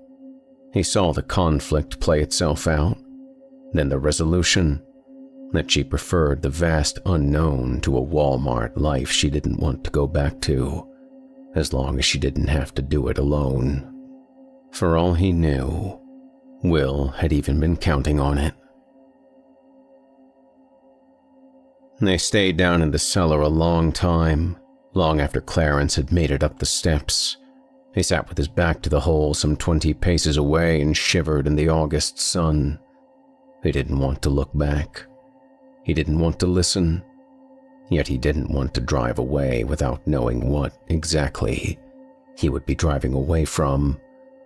If there was a chance, the slightest chance, he still had a brother he recognized. And when their shadows fell across him, long and distorted, he had time to wonder if he hadn't made the last mistake of his life. It didn't seem particularly lucky that there would be time for many more. I don't think I'll be going home for a while, Will said. You probably guessed that already. He knew their names. Will, Paulette. He knew their faces. He knew their clothes and the sound of their voices and the smell of them after a long, hot day. He just didn't know who they were. To see them now was like looking with one eye off-center. The halves of the image didn't quite line up. What am I supposed to tell Mom? He asked. You can tell her whatever it takes. I haven't lived at home for years. How different will it be? Except for the part where you call every day. I could still check in from time to time. He looked down at the dirt with a murky little smile, as if it had whispered a joke. It won't matter that long anyway. This from a son who could barely be coaxed into admitting his mother had 2 years, at best, to live. Then Will held out the camera, the well-traveled Leica that had led them here, full circle, after half a century. Its last shot from earlier, around front.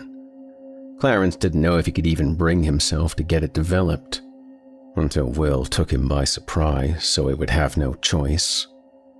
Go on, shoot one more. Both of us, he said. Show Mom I'm okay. Show her that we're happy. Clarence steadied himself and shot it, the camera alien in his hand, like someone else's heart. It passed to him, but it wasn't his. It would never be his. Beyond them, these imposters in familiar skins, the hovel sat as it always had, slumping into itself year by year, as patient as decay, where the land stretched empty for miles. Here, Clarence said. You're staying here. To Paulette, nothing seemed more natural. It's got everything we need. And that was that. They turned their backs on him, returning to the cellar, and the last he saw of young Will was his arm, reaching up from below to swing the rotting wooden door closed again.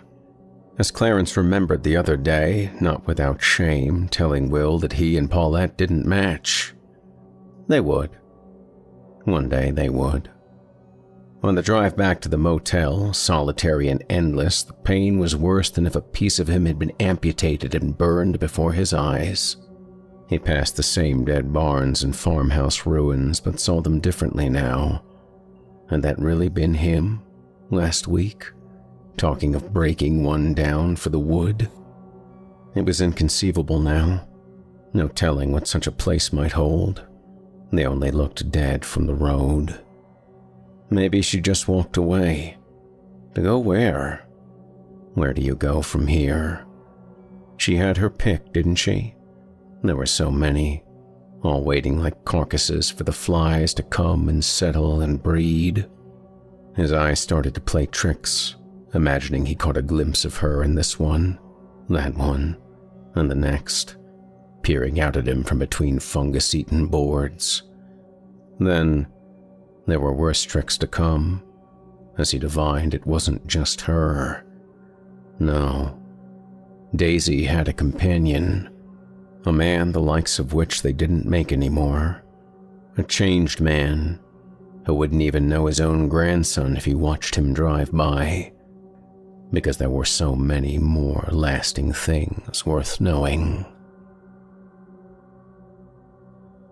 The phone call started 3 weeks later, but the first came at nearly 4 o'clock in the morning, so Clarence missed it, and it went to voicemail.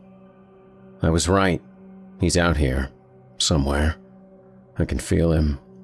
I can feel him passing by in the night. It's happened twice, sure as God made little green apples.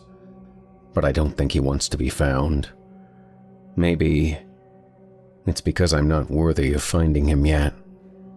You think so? Hello? Are you there? After that, Clarence got a new phone for everyday use and let the earlier one go straight to voicemail, permanently. He wanted the connection. He just couldn't hold up his side of the conversation anymore. Not with what Will had to say now. If you were dreaming the dreams of a mountain under the sea, how could you tell anyone what they were so it would all make sense? That's what this is like. He went to Boston, where he shut down as much of Will's life as he could and took over the phone bill so the conduit would remain open. How Will was keeping a charge in the phone was anyone's guess. We're getting closer. I can feel him. He is a mighty thing. I wonder if he'll be proud or angry.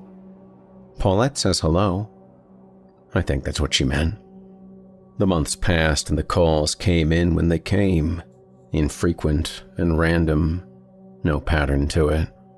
Other than the way every time he thought Will had finally stopped. Surely, by now he'd stopped. Another message was waiting a day or two later. I was wrong. This isn't what I thought it was going to be. I just don't know if it's better or worse.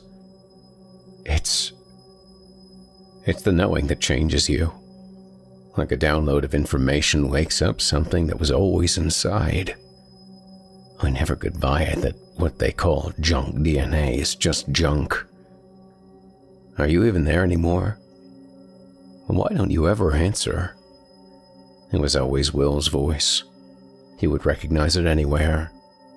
Yet something was different about it each time. It was more than how each call sounded a bit farther away, fighting past a little more static and noise than the previous time. It was in the resonance of his throat, and the tones it produced. Mom's gone, isn't she? I don't know how I know that, I just do. Don't be sorry for her, she's lucky. She is beyond what's coming. You should be too. I shouldn't be telling you this, you should kill yourself though. Rachel first, then yourself. You should be okay then. I know you. You won't want to do it because she's pregnant, but you'll be glad you did. That day will come. If you can't trust your baby brother, who can you trust? 1,000 times a day he thought of cutting the connection, but never could. I shouldn't tell you this. When they come, they'll look like meteors. But that won't be what they are at all. When the sky changes color, it'll be too late. Nothing will make any difference then. They'll already have you. That's when you'll wish you'd listen to me. Don't ask what color, I can't really describe it, but out here, I've seen the kind of green the sky turns before a tornado. That's a start. We're really getting close now. I wonder if Daisy will let me call her mother.